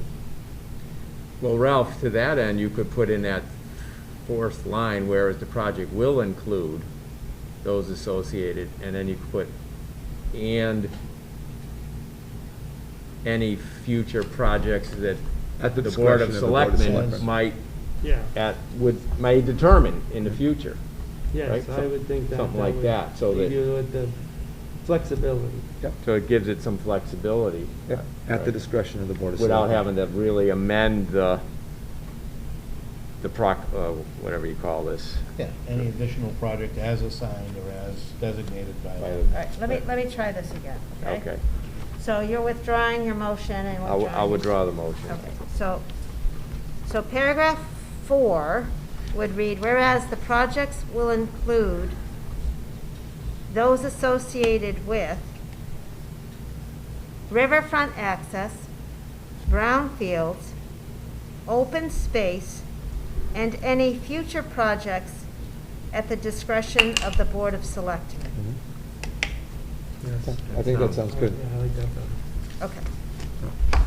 So with that amendment, is there a motion, Mr. Shaw? I'll make a motion that we accept that amendment as read by Mrs. Bransfield. I'd like to second that. Mike Pelton. Okay. Further discussion? All in favor? Aye. Any opposed? Any abstentions? Motion carries. Thank you very much. Okay. The next is naming a poet laureate for October 1, 2021 through September 30, 2022. And I did receive a few nominations of one person, and I think it's someone that I would also encourage us to name, and that's Najee Chester Payne, who read his poem that he wrote and delivered it at Juneteenth and at the latest program that we had in tribute to 9/11. So I would make a nomination of Najee Chester Payne as the Poet Laureate for October 1, 2021 through September 30, 2022. Is there a second? I'll second it. Seconded by Jim. Are there any other nominations? All in favor? Aye. Aye. Any opposed? Any abstentions? Motion carries. Congratulations, and All right. thank you for your work. How, I didn't see Najee. How old is he? Is he in school or? No, Yeah, he is an adult, Okay. and he, I thought, did a very, very, very nice job. Yes. Do you want to comment a little bit, April? You were there. Yeah, Excuse me. Najee, he's contributed a lot to the community. Sorry, April. Yeah.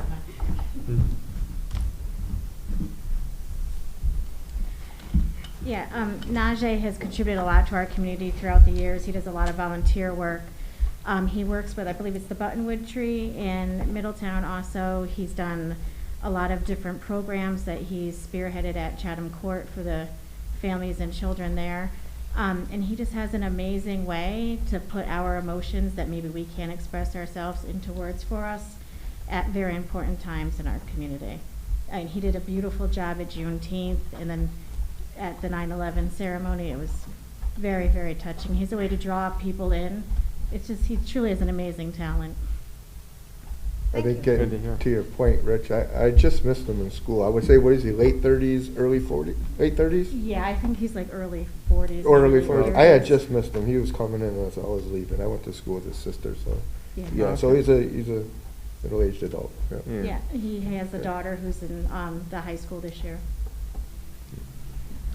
Well, I'll make a point to attend the next time he's And gonna be reading actually, poetry. his delivery of his latest poem is available, I believe, on YouTube. Yes, both of the poems, I can send you the links. Great. That would Sure. be helpful. If you could send them to all the selectmen, I think Yeah. that would be good. Yeah, that'd be nice. Thank you, April. The next item is letter E, and this is a request from the Middlesex Land Trust for a letter of support and funds for preservation. And we have a guest tonight. Nancy Wilhouse Mueller is here, and I think John Lashane. Is John on? Yes, he's here. Yes, very good. All right, so I'm going to turn it over to you, Nancy. Welcome, and welcome, John. Thank you, Susan. We appreciate your putting us on the agenda. We're glad to have the opportunity to speak to you about an exciting project that the Middlesex Land Trust is undertaking. We would like to acquire about 147 acres north of Great Hill Pond in order to preserve it as open space. We are hoping that after our short presentation, this board would be willing to write a letter of support to be included in a grant that the Middlesex Land Trust is submitting to DEEP for acquisition funds in the very near future. So to begin, I'd like to show you a survey map of the property and give you a brief description of the parcel. Then John will outline its recent history. Dave, could you please put map AA on screen?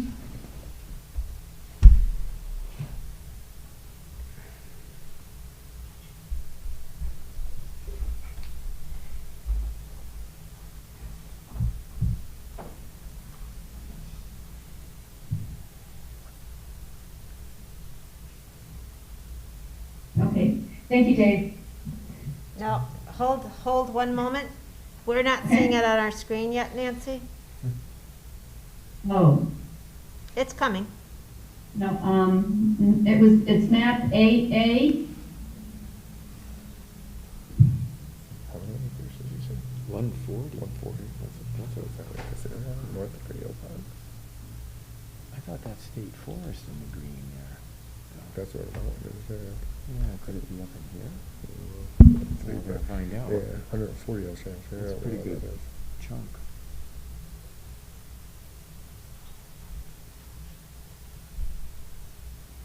They've got some nice parcels scattered around with the trails over between, well, they got the Palmer Preserve off Middle Haddam Road, but they've got some stuff down in, kind of down near Pratt and Whitney in Middletown. There's some parcels, and you can take trails down to the river. What's it, that's from St. Clements, what is that preserve? Across from St. Clements on the Yeah, other side. yeah, that's the Palmer Palmer Preserve, and there's another Taylor Palmer Preserve. Oh, okay. That's the name of my house, so a lot of times I go walk in there. It's up, you can get to it off the rail trail too, which is nice. They got one down in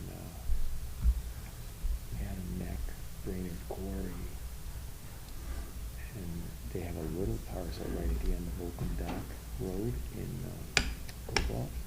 That you could go. Oh, yeah. You can go. I used to go swimming down there and just jump in the river. Yeah. It's only room for That's a about 3 small one. cars. It's small. Yeah, I've been down that road before. Yeah.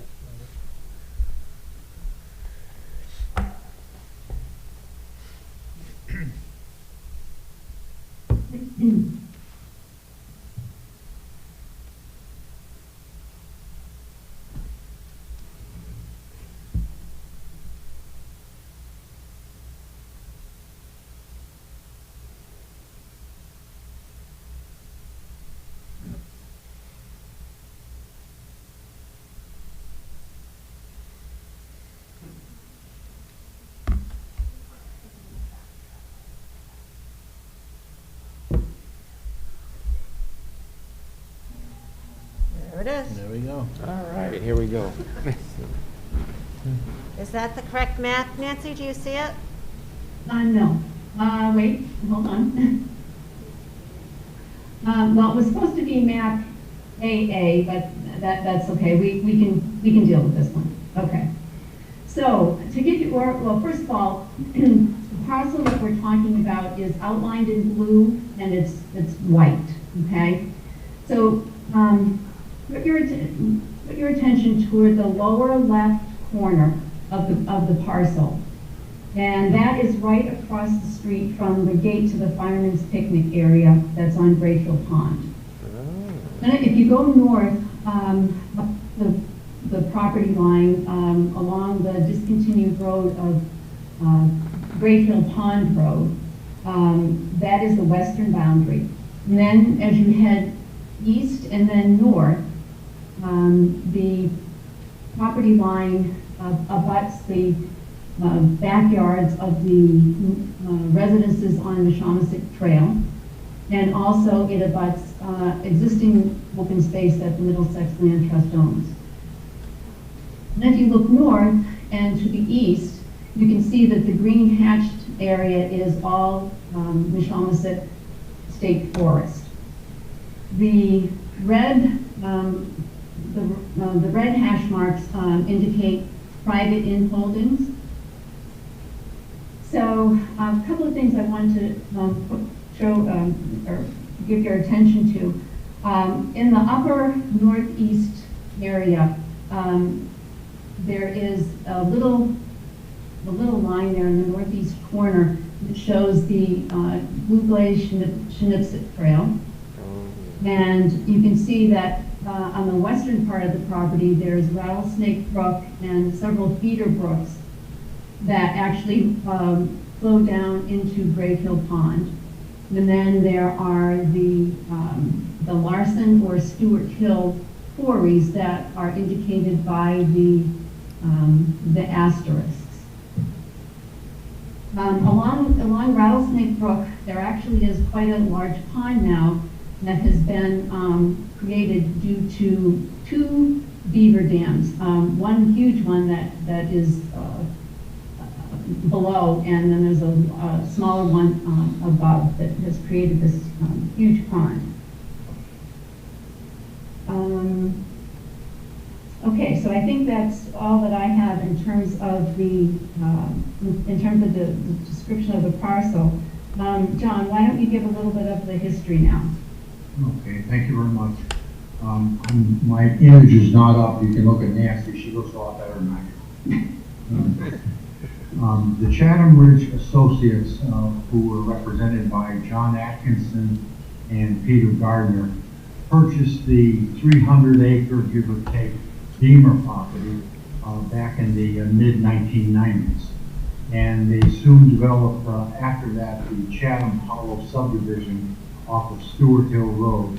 If you look in that map, you can see up in the far left corner, Stewart Hill Road, where it comes in and joins Great Hill Road. The Chatham Hollow Subdivision would be north of Stewart Hill Road, going all the way out to Penfield Hill Road. They followed up with this development with another one 5 years later, which I call the Shamasik Trail subdivision. They named the road loop Shamasik Trail. In so doing, they donated 8.3 acres of open space to the Middlesex Land Trust, making us interested parties in this property that we're now offering. In the mid-2000s, Atkinson and Gardner began negotiating with the state to buy this property you're looking at today. The state did an appraisal on the property. The owners of the property were not pleased or did not think that it represented the value of the property, and so the state was unable to come to an agreement. The state was very interested in this property, by the way, because of all the notable characteristics. The Nature Conservancy was interested in this property also, and they negotiated with the owners. Again, they were unable to come up with a price that was suitable. The state and Nature, as I said, they weren't able to come to an agreement on the price. Then in this year, the land trust learned from a person out in Stonington, of all places, Sue Sutherland, who is the representative of the Avalonia Land Trust. She knew these developers well, and she learned from them that they were wanting to divest themselves of the remaining property. So we got into negotiation with them and began the process of getting the property from them. So that's pretty much the history up to the current time. Go ahead, Nancy. Okay, thanks, John. So now that we've described the property and given you its history, we'd like to talk about how preserving this 147 acres perfectly aligns with the goals of the Natural and Cultural Resources Open Space and Recreation Plan, which now I'm going to refer to as the NCR for brevity, and the Plan of Development, or the POCD.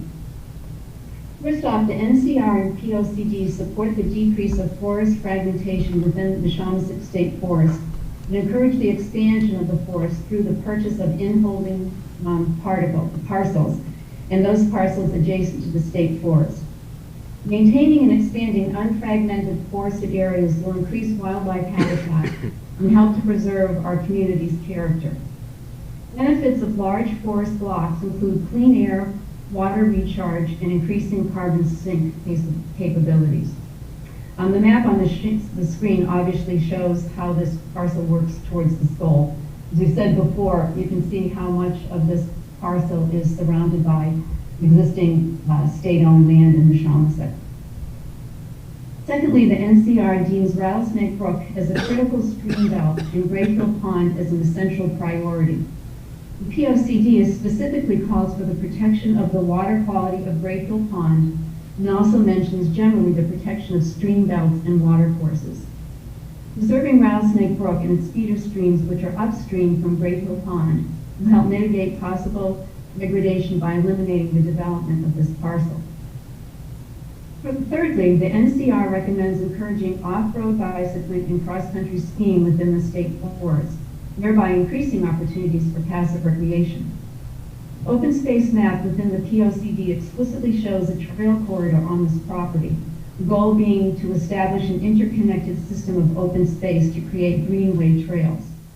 Middlesex Land Trust would like to create a trail which would connect the Shinipsik Trail currently running through the parcel's northeast corner. Fourthly, the POCD points out a vista to be protected on Stewart Hill, or Larson Hill, in the vicinity of the granite gneiss quarries, as indicated by the asterisks. And speaking of the quarries, both the NCR and the POCD point out that the Stewart Hill, Larson Hill quarry should be preserved with mineral samples, data, and artifacts being collected for future use by historians. The vision is to celebrate and safeguard the many and varied quarries in Portland. This parcel's quarries are mentioned in at least 2 publications that I have found. A USGS bulletin by Stugard about pegmatites in the Middletown area, and a compilation of Connecticut quarries by Bob Altamura. Lastly, John is going to talk about the Natural Diversity Database, the Eastern Timberlake rattlesnake, and the flora and fauna found on this property. After John, I'll briefly discuss how the POCD's implementation plan speaks to what the Middlesex Land Trust is attempting to do with this property. Dave, if you could put up map B on the screen now, please.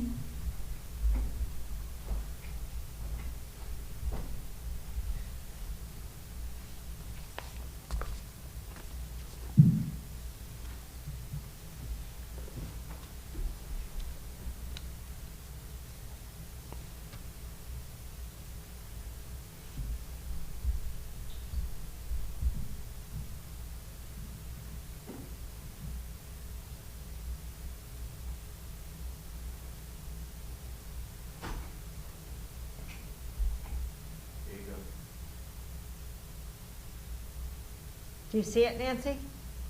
Yeah, okay, John, go ahead. Okay. So you can see the hatched area is the Natural Diversity Database. And you can see that Portland is well endowed with areas under the Natural Diversity Database.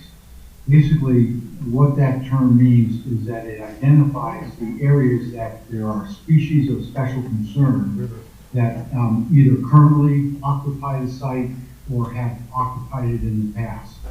The large database area to the east, which is the big, huge hatched area, that species is the eastern timber rattlesnake. That is a species of special concern.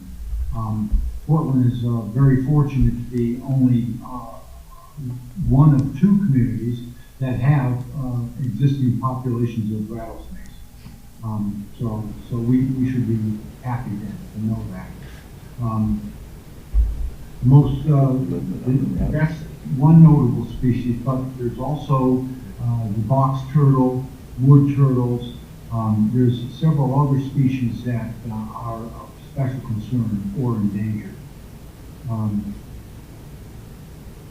Because of Mishamasik State Forest, almost 1/3 of Portland falls under this area, like I said.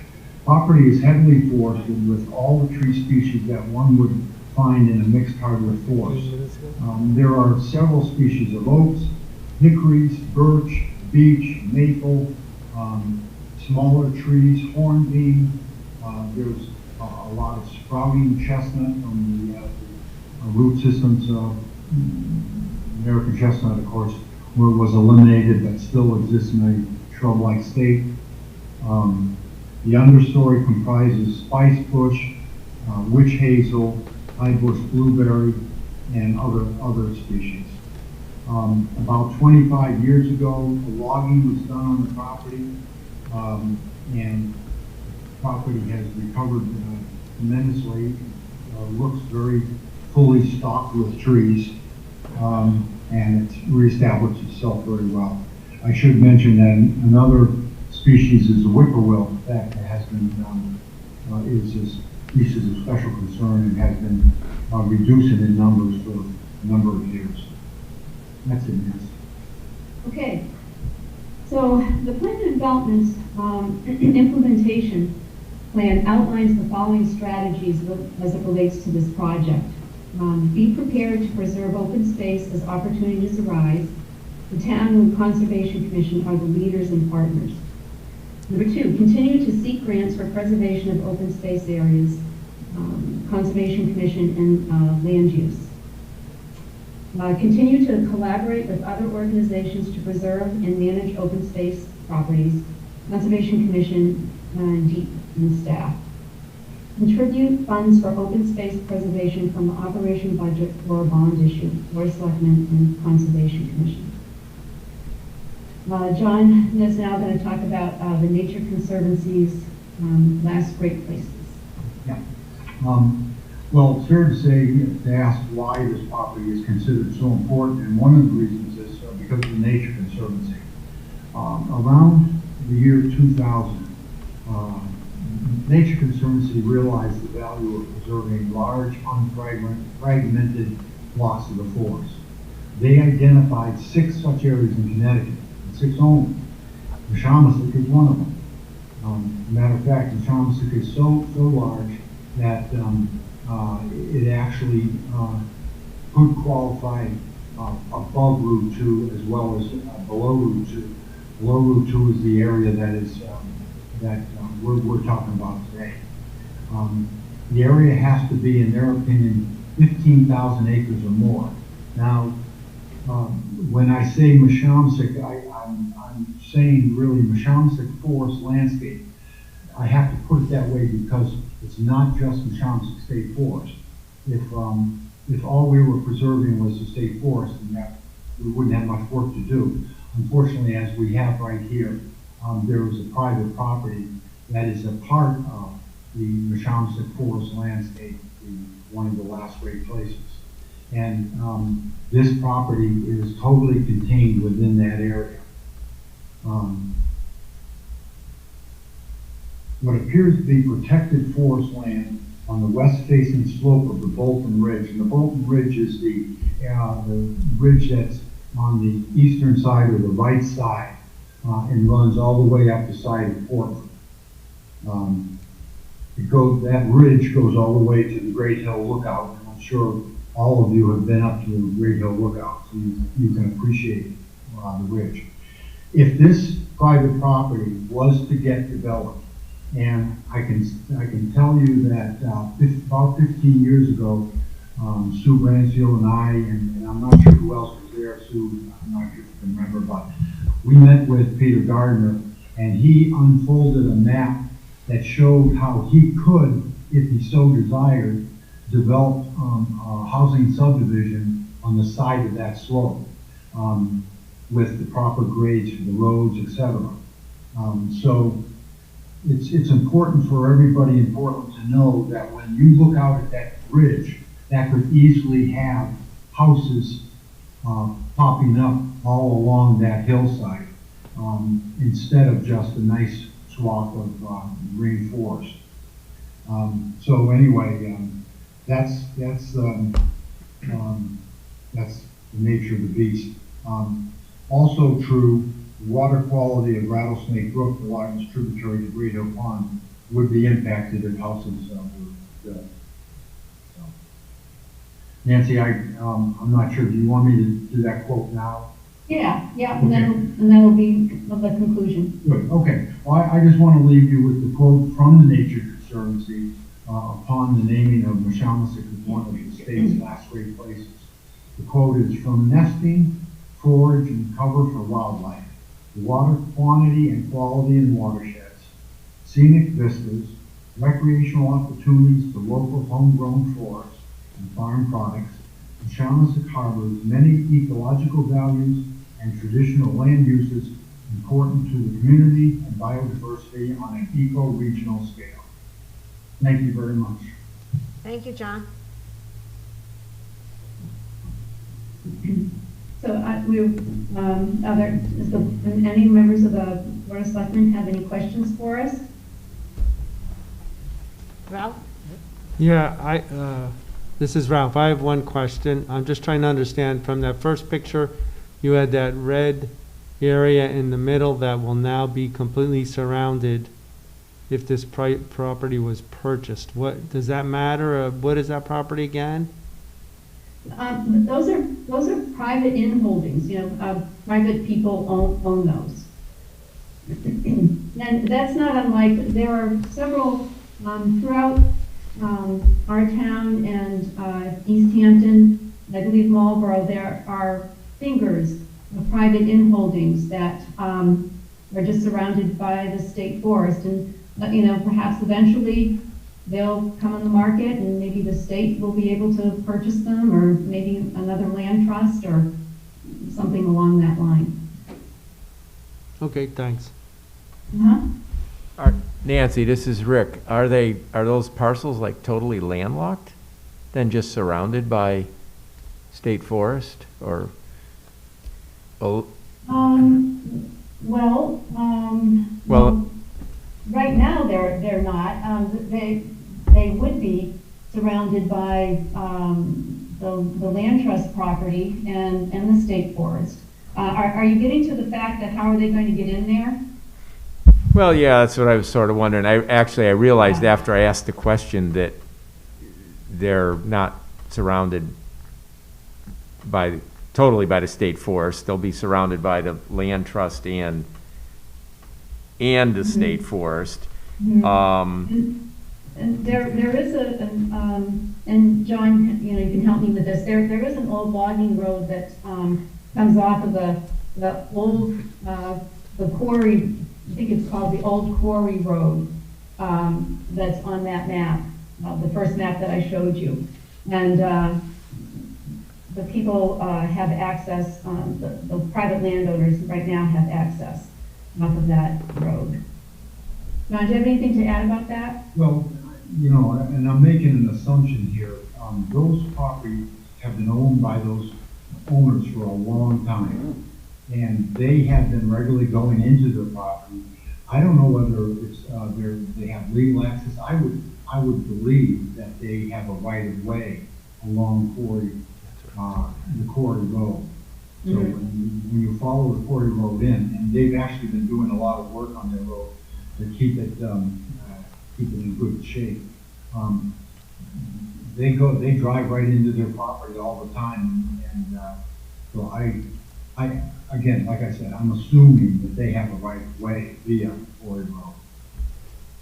Because that's how we've been getting in. Well, that was kind of where I was going, was like, so will these property owners still be able to go in and use their property, even if the land trust takes over the surrounding parcel? And do you consider them using that land problematic, or have they been good stewards, in your opinion? Well, they have no structures on the property. It's all in natural state. They cleared out the vegetation below an area where I believe what I've been told is that they go up and they shoot. They use it as a shooting range.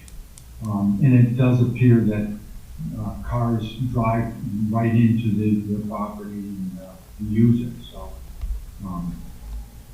I don't know whether they would consider building houses in there. I'm not sure if that's appropriate use of the property, but we wouldn't have much say in that if it's legal.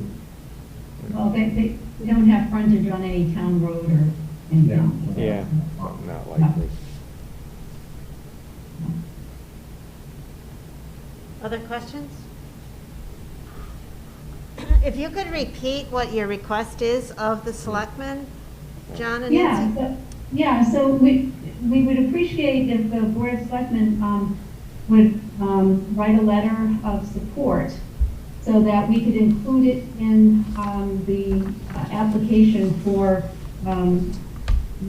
funds to acquire the property from. We're going to be applying to DEEP. So it always helps to have letters from the municipality. We've gone to planning and zoning, and they were positive about giving us a letter. And also we went to inland wetlands, and they are going to also submit a letter. Unfortunately, we were supposed to go before the Conservation Commission, but they did not have a quorum that night. But I believe that Norm Ward, as chair, is going to be writing a letter of support. And would you be available for assistance with those letters, Nancy? Sure. In other words, the specifics associated with the grant and so forth, that would be helpful. Okay. I believe Mary is, I've given some information to Mary Dickerson. Okay. And she is writing those letters. I gave her. Oh, okay. That sounds good. I gave her a sample letter, and then I think she's going to beef it up with specifics taken from our presentation and before the other commissions. That's great. Thank you. Uh-huh. So I'd entertain a motion from the selectmen for the endorsement of a letter. I'll make a motion to endorse the Board of Selectmen to write a letter to support this endeavor. I'll second it. Seconded by Joe. Discussion? All in favor? Aye? Aye. Any opposed? Any abstentions? Motion carries. Thank you, Nancy. Great. Thank you very much. We appreciate it. Thank you very much. All right, we hope to see you again soon. Okay. Thank Bye-bye. you. Bye-bye.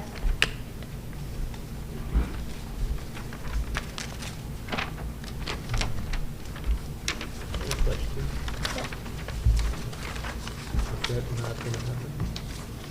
They didn't ask. It is, that's right. Okay. That's what I said. They may return in terms of funding. I know I put on the agenda funds for preservation, but I don't know that we're I was ready wondering for that request yet. was she asking for funds? I was gonna ask kind of. Yeah, before I move to the refunds of excess payments, I will say that I have a question to our town attorney as to whether our open space land acquisition funds can be used in this type of a support. In other words, the town doesn't own the property, it would be owned by another entity. The state does this, and they contribute toward the purchase. So I have not been able to get an answer on that. So told Nancy that I would be researching that and get back to them on that, and you as well. I think there's about 100,000 in that fund now, 50,000 from last year and 50,000 from this year, if I'm not mistaken. You are correct. Yes. Do you know what, and we probably should have asked her what the No, I purchase don't price? know. I Okay. don't know. I think it also depends on the grant that they're able to Oh, that's receive. true, yeah. And I don't know what the negotiations are at this point.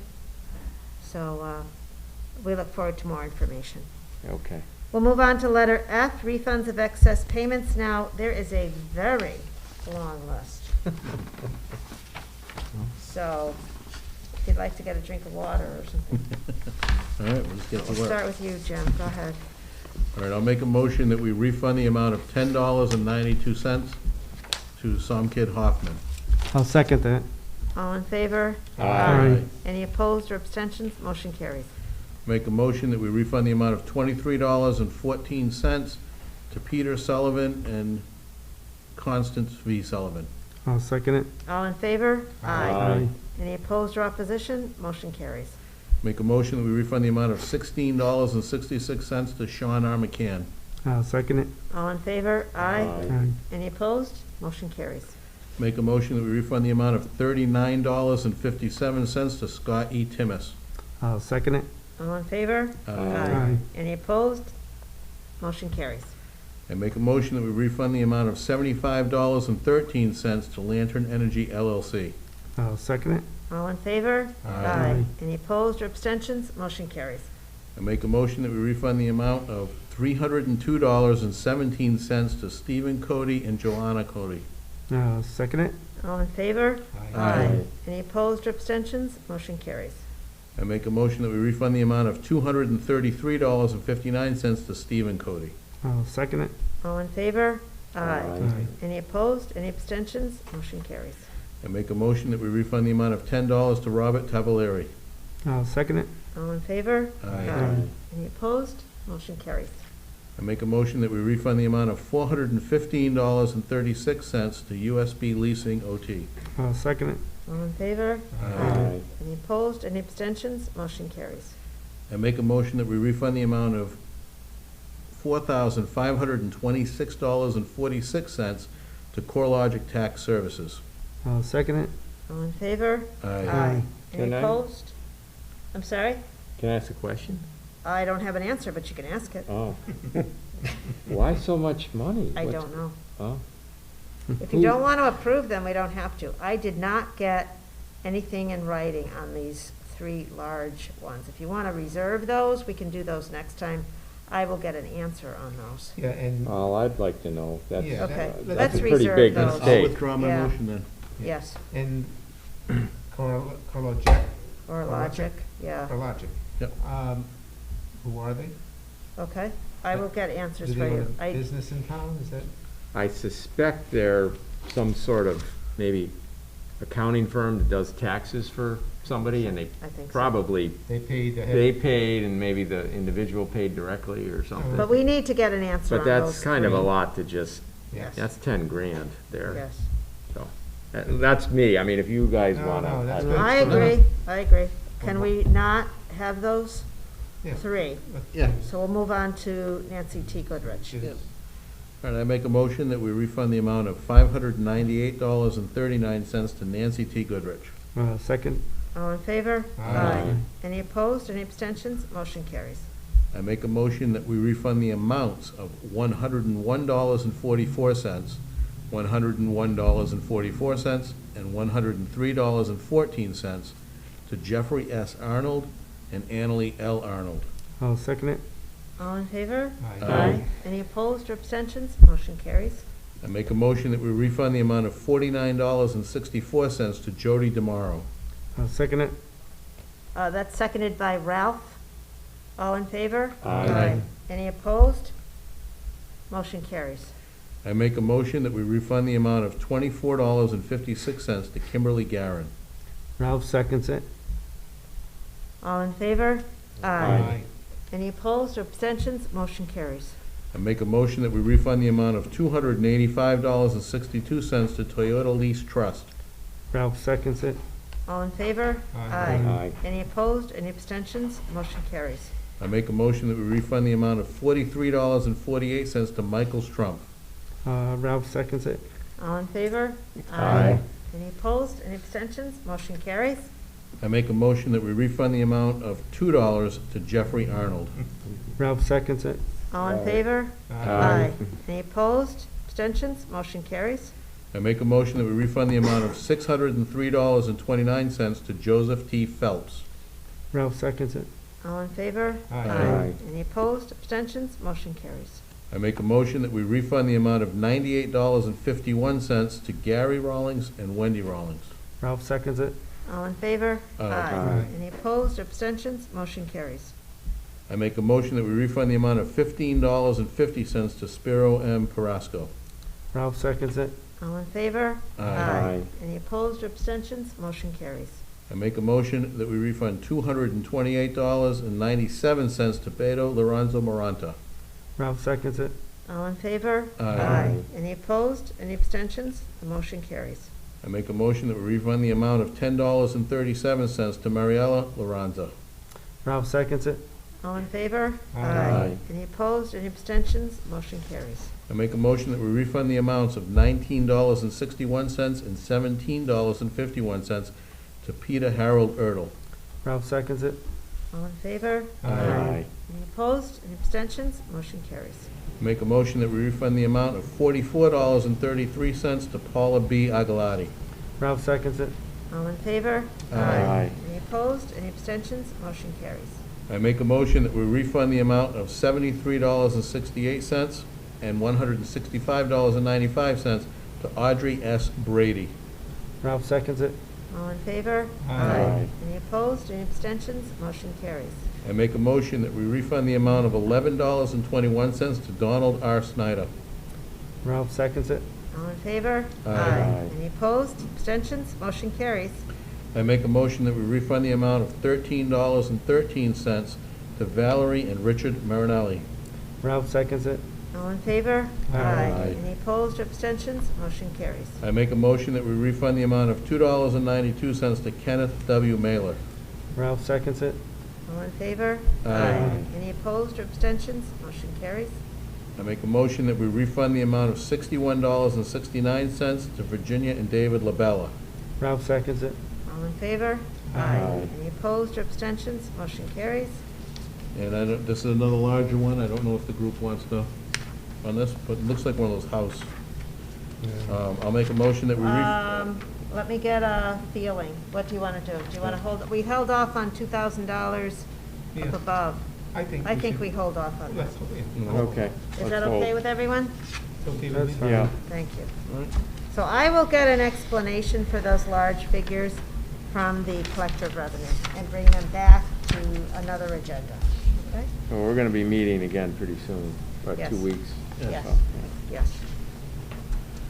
Okay, the next item is status and committee reports. Do we have any status or committee reports? I could go first. Ralph Okay, can go Ralph. first. Okay, so first we'll kick it off with Park and Rec. The fall programs right now are in full swing. An interesting one that they're trying out is an online gaming league. They partnered with a group that provides those services. So that is a new program. I don't think it's started, but they are said that they're going to have that being available as a option as a program. What So does the that, commission feel about that? again, it's just, the commission was fine with it. I mean, Yeah, it's just okay. playing the typical video games and team competitions that all the kids play, like Fortnite and games like that, so. Do they play them like in person? Do they all get in the same room and play them, or, oh no, they're You have remote? you get access, and you get on at a certain time whenever it is that you're having a game against another, Oh, okay. whoever. Do you think that promotes the mission of Parks and Recreation? That- That's just a rhetorical question. No. Rhetorical. No answer needed. So anyway, I figured I'd share it because it's somewhat different. Yeah, I guess I would, I don't like it. I'd be in Sorry. Susan's camp. I'd be agreeing with Susan on that one. Okay. But anyway. Give my feedback. In a pandemic, you go to different Well, levels of. They're already doing it. Yeah. The purpose of our recreation, the purpose of school, the purpose of education is to provide alternative means by which you can recreate, associate, and socialize. I don't like it. Anyway, that's just my opinion. Yeah, okay. All right, we won't kill the messenger, keep going. So, the next thing is that Ralph's afraid now. Yeah. they worked out a deal with sports bet, no. Real game. Yeah. DraftKings? Yeah. So they are working on the 5K race that will be on 10/30, I October like that. 30th. I like that a lot. People will be running there, not looking at a screen, so. Okay. 5K They won't be race. sitting in the basement alone. Good. So that is, they sent out. When is that, Ralph? That is on October 30th. I believe the race starts at 9 a.m. Okay. So, 31. 31 is the day before. I'm going to wait for school too long.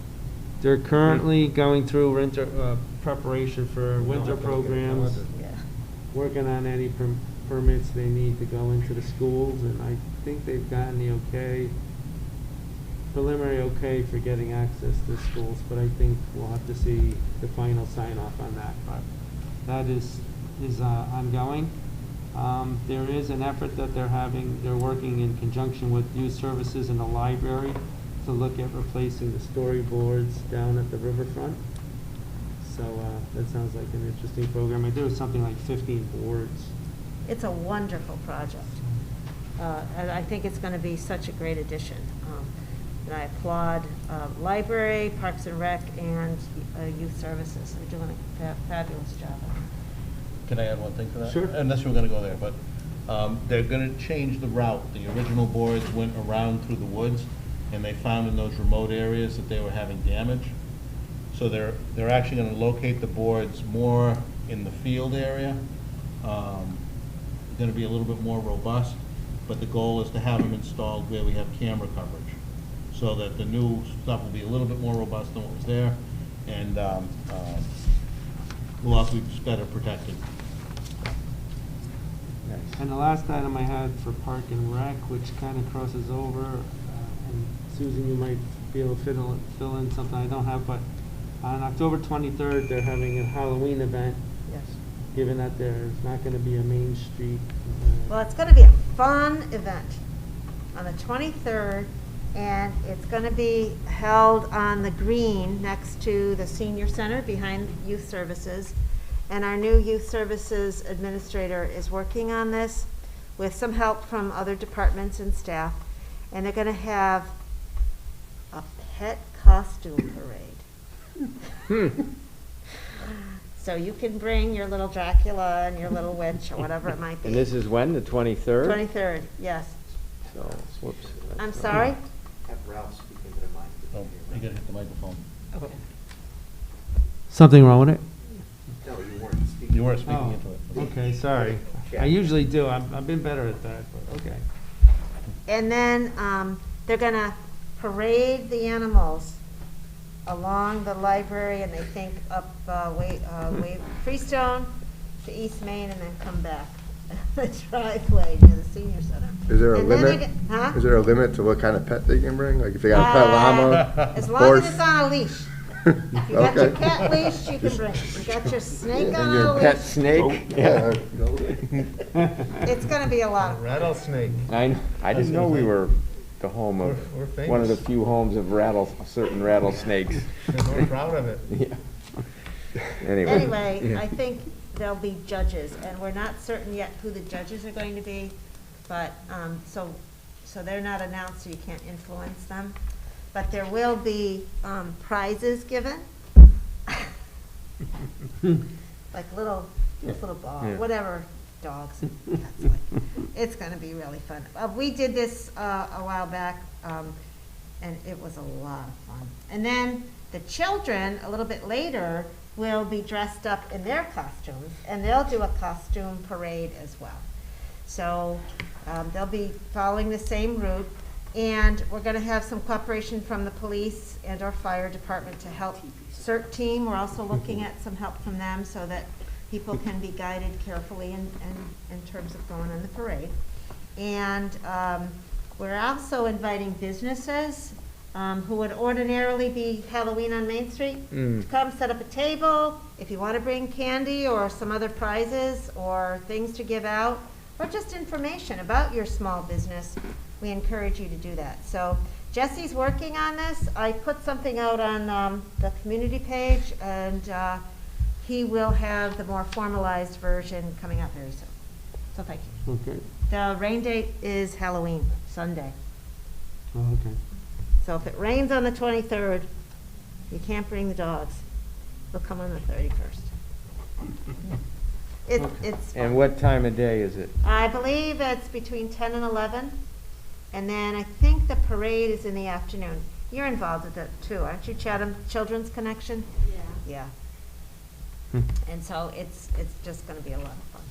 It's a little different from Halloween on Main Street, and while I did read that some businesses were disappointed, I can also tell you that many businesses have given me feedback personally that the expense associated with candy is high, and I would say the expense to youngsters, I mean, It's not that, yeah, it's high. it's not, you know, it's not the good. dental bills, the stomach aches and whatever, but But they there'll can go still get be candy, don't worry. The dental company will give toothbrushes. Yeah, that would be great, we'd love to have Offset that. the sugar. We'd love to have that. So I'm sorry to take so much time. No, that's okay. I brought it up because, so we could share it. Okay, we'll move on to library. The directors meet tomorrow, so I don't have anything new. I'll have something next meeting. Long Range Capital, their meeting was canceled this week because they actually met up at the track with Carl Johnson and maybe the superintendent as well. I don't see it. No, it was, I went up, I actually attended, Bob Hetrick was there, Carl Johnson was there, and Howard Rosenbaum. And we walked the track, looked at the decay that's occurred, and you can see where it's split, and where it's split right down to its base. So you can see the damage on it. So yeah, so they did that in turn because they thought it was a critical item that they wanted more information on. So in lieu of their regular meeting, they skipped that and did that instead. And the last thing would be on economic development. So I think that it went out to all of us, the long list of things that are ongoing with economic development. But I'll just point out three that, I usually like to point the ones that are going to be opening. So Owen's Emporium's going to hopefully open up the end of September, but I think that might slide in October. But it's somewhere in that range. Primavera Pizza has a October 1st date for opening. And unfortunately, our Dairy Queen buddies seem to be sliding again later. So they're talking late September, but that was only what I last heard. So I don't know what the status may be, but look at her memo from Mary. There's a lot of activity, but those are the key ones I wanted to point out. Thank you. I did bring copies of that memo, Ralph. Good, thank you. So yeah, you could see there's a lot of stuff going on, so I just kind of hit the ones that are open. And that's my list. Jim, do you have any reports? Board of Education met last night. A few interesting items came out of there. One, they were talking about the vaccinations, right, and the requirement for vaccinations and their results that they reported back to the board. They currently had 2 teachers that had, I guess, medical exemptions. They had 2 teachers with religious exemptions, and then they had 3 teachers that they still had a pending status on. So they were happy to report that the vast majority of teachers have been vaccinated. Something that's been concerning, and we've seen it on the news, Portland's no exception.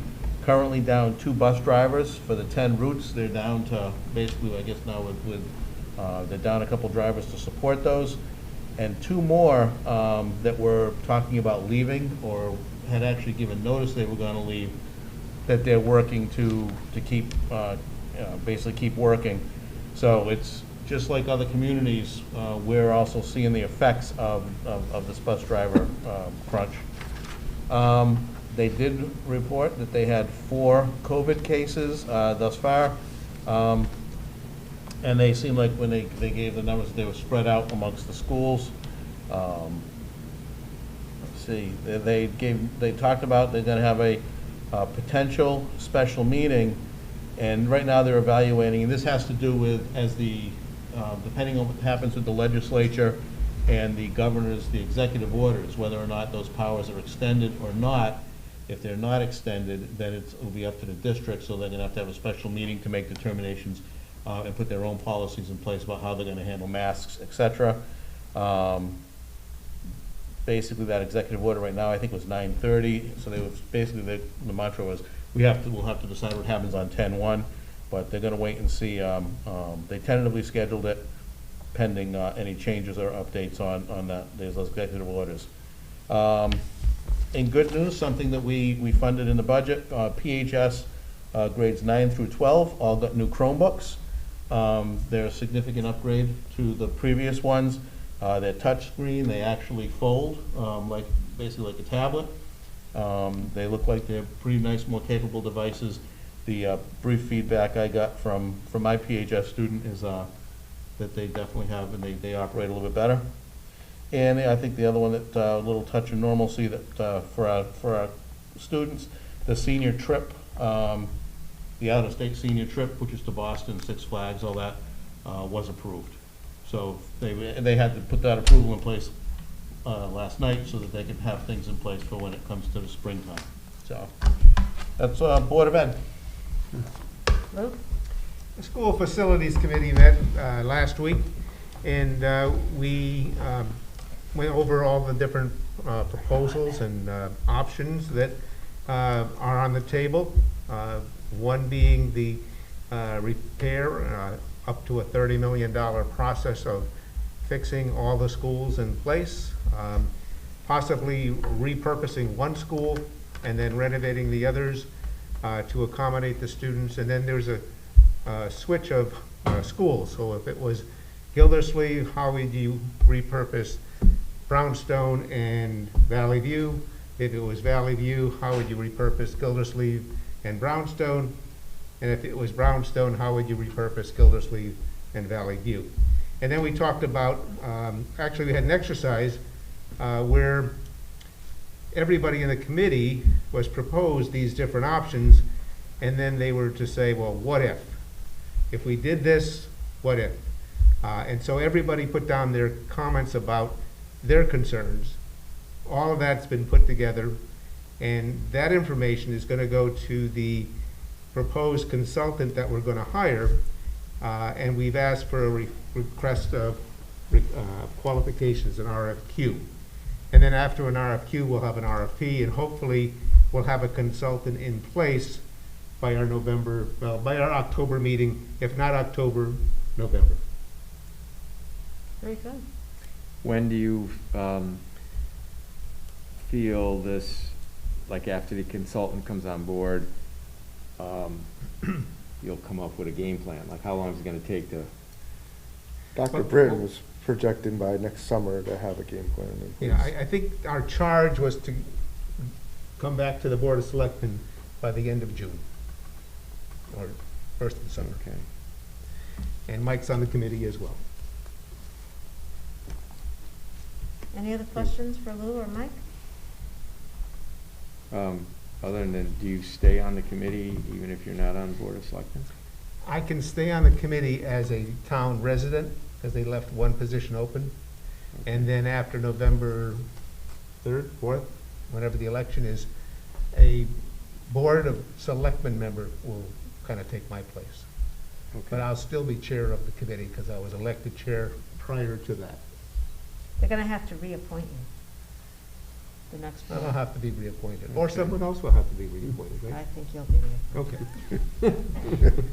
Well, I hope you guys come up with a good solution for Yeah, it's not an easy task. There's a lot of, enrollment and what's going on. you know, we have buildings and we have to take care of them. And we know that they've done a survey and they said it could cost $30,000 over a 10-year period to fix that. 30 okay, million. To fix all the buildings. If you take one building offline, you're still gonna have to fix it if you're gonna repurpose it. But some of the thoughts were, Oak Hill now rents 2 rooms at Brownstone. What if they needed 10 rooms, right? It would be maybe 400,000 versus 80,000. I'm just using that figure of, right now they pay us about 40,000 a room. Well, that would be good. We wouldn't take a building offline, we'd use it, and maybe there would be other uses for that building, because 10 rooms, some of the schools have 22 rooms, so you could use it for some other purposes. And then, of course, if you did that, which school would be the one repurposed? And then if you didn't choose Valley View, there's lots of room there, could you add on to Valley View? So you have to look at the cost of repairing all the schools first, and then if you were not to repair them all to that $30 million amount, you know, just, you know, fix the roofs, the siding, the HVACs, and make that work. It would cost less than the 30 million, but then you would use maybe some bonding money to either renovate, and maybe build as new. And then you'd have to see how much the state would be able to give you for reimbursement. So you'd have to look at all those things and come down to each plan and say, this plan costs this much, this one costs this much, and so on and so forth. And then, what's best for the education of all the children? So this one might be the cheapest, but it might not be the best for educating our children. So there's a lot of variables that you have to take into consideration. The consultant will give us information about projected enrollments, new house growths, or housing starts. He'll give us information about the number of births in the last 10 years to kind of give you an idea of how many students you'll have in a school. And then there are other projections. I mean, we don't know. I mean, I saw, and I was surprised, Madison is building one school and renovating and making it a new school. So they're really building 2 schools. They're going to close 2, and the state's going to give them 18.5% in reimbursement. Now, I thought it used to be around 50. Well, not for Madison. Okay. Oh, because it's a wealthy Okay. town? Yeah, All right. yeah, it's based on your wealth factors. So that's not very much of a, Yeah. of a We reimbursement. have been hovering around 50 for Portland, but I don't know what the rate is now. Yeah. But Madison would always have been less. Much lower. Okay. So that answers my question, because I thought that was a state amount that every town No, would get. no. Some Okay. towns will get nearly 100%, Okay. and others will get, based on your wealth factors. So next time we meet as a Board of Selectmen, well, the second time, we'll have had another meeting. We probably won't have a consultant yet, so we won't have anything more to tell you other than what we tell you so far. Mike, there's anything else you want to add? Nope, well said. Okay. Have you kicked around at all that a repurpose could be some sort of housing component? Some people have asked that, you know, housing, assisted living, Yeah. a school. I mean, we talked about Oak Hill would rent, but maybe there's a alternative school that could be established within the town, where students from other towns could come to Portland. Yeah. So, yeah, there's a lot of those possibilities as well. I know that it may be cheaper to close a school, but in the long run, it's probably more expensive, especially if the school is closed and nothing happens to it. Well, you can't just close it to close it. No. You know, I know of a school, I know a person involved in this project in Darby. They took an old school it was sort of like our old central school, that vintage. Yep. And they made it into a really nice apartment building. Yeah. Yeah. And- Well, Middletown has done that. Middletown And High it's kind of School. cool, Yeah. you know, and it's very walkable, it's right in town. Sure. So, but no, I would definitely, I remember when I first came to Portland and Central School was all boarded up. That was a big issue for years, like, why do we have this eyesore sort of boarded up in the center of town? You know, we finally put it to use. We but should learn from our experience. Yeah, as much as I'm for school consolidation, I'm not for just closing it for the sake of No. closing it. No. And then and if we're looking at, you know, two schools that are, two of the three elementary schools, in the 90s, I'm not sure what the amount is, but I'll try to find out before our next meeting, is that Gildersleeve added classrooms, a library, and a gym. Valley View added a gym and a Portables. library. Oh, well, So okay. it's in the 90s. And so there's a big investment that the townspeople put into those two buildings, and to close them, and then, of course, then to open up later, your code violations will be astronomically to fix them. Yeah, So yeah. I think, you know, Mike and I and the committee people are really astute to the fact that closing a building, on one sense, may save you some money, but in the long run, doesn't save you that much. Thank you very much, Thanks, Mike Lou. and Lou. And Mike. Yeah. You're welcome. Thank you. Thank you, Rick. Rick, your turn.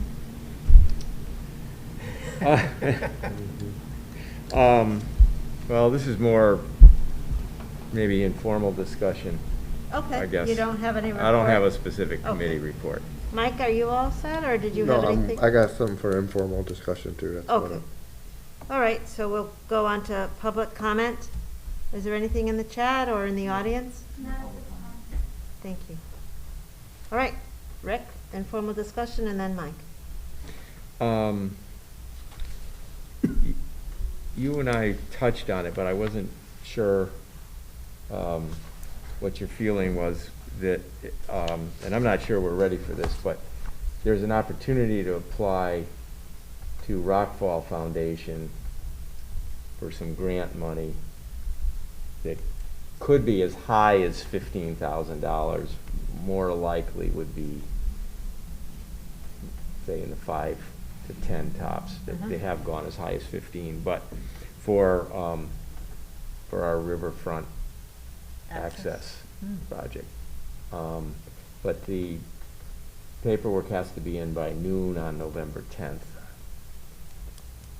And Don't you have to have something pretty well defined? that you're And gonna that's, be able to that's say? why I'm bringing it up. It's like we still really didn't hear officially Right, from Costello at right.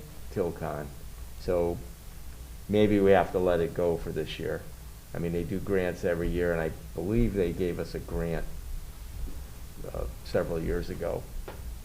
Let me look for at it something. again, Rick, But I'm because just throwing, if we wanna, Yep. if we think collectively it's viable, I mean, Lou and I can work on something, but. I think you I'm- try for it, and if it Right. isn't ready, you're not gonna get it. But it'll be sort of on the radar for next year. If you enter it next year, then it might have to go another year. So I don't think it ever hurts to put in an application, and then when it gets to the point where they're reviewing it, if there's further questions, you may or may not have all the answers. And I would leave it up to them to decide whether they want to invest. So I'm happy to help in any way I can. I wouldn't pass up All right, necessarily. well, there was a opportunity. seminar, you were on that, right? Yeah. Yeah, we attended a little Zoom seminar on Yeah. the process, but we They're haven't not done difficult, I anything. don't think. No. They're it's- rather simple Yeah. applications. I think it's worth a try, and then, like you say, I if, agree. if Don't we you? Absolutely. Yeah. don't have a word back from Tilcon, we don't. And so we could go back to Rockfall and say, well, we applied with the intention that we would be able to do this, but we're not able to do this as Right. yet. Please forward that to the different person who's applied for another grant. But we may apply again next year. But by November 10th, we should have Well, we some may, information. and actually, we do have the plan from Jacobson that we could Yes. kind of, we could show them, so it's not Yeah, like we're just right. making this stuff And up. th- And that's the And hardest part right there. Yeah. The map. And the fact that we talked to Tilcon and, Right. you know, we're Sure. sort of in their queue, we're waiting to hear back. Whoops. Sorry. The other thing along that is Get hurt doing this.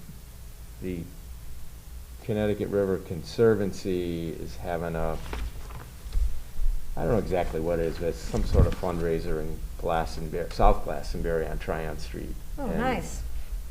They invited me to attend, and with the purpose of, they said they felt that this would be beneficial, that there'd be people there that we could meet and greet and talk Nice. about our riverfront Wonderful. access. People that have, I guess, done this in other communities. Right, that's good. And that's Are you on going October to? 2nd. Well, I'm gonna What- tell you about it tomorrow Yeah. when we have Okay. breakfast. Yeah, Um, okay.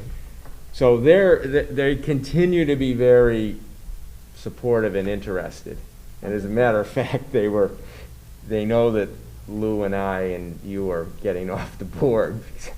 And so they were, well, what's gonna happen to your project? And I said, well, stay tuned. I said, I don't think it's gonna fall off the cliff.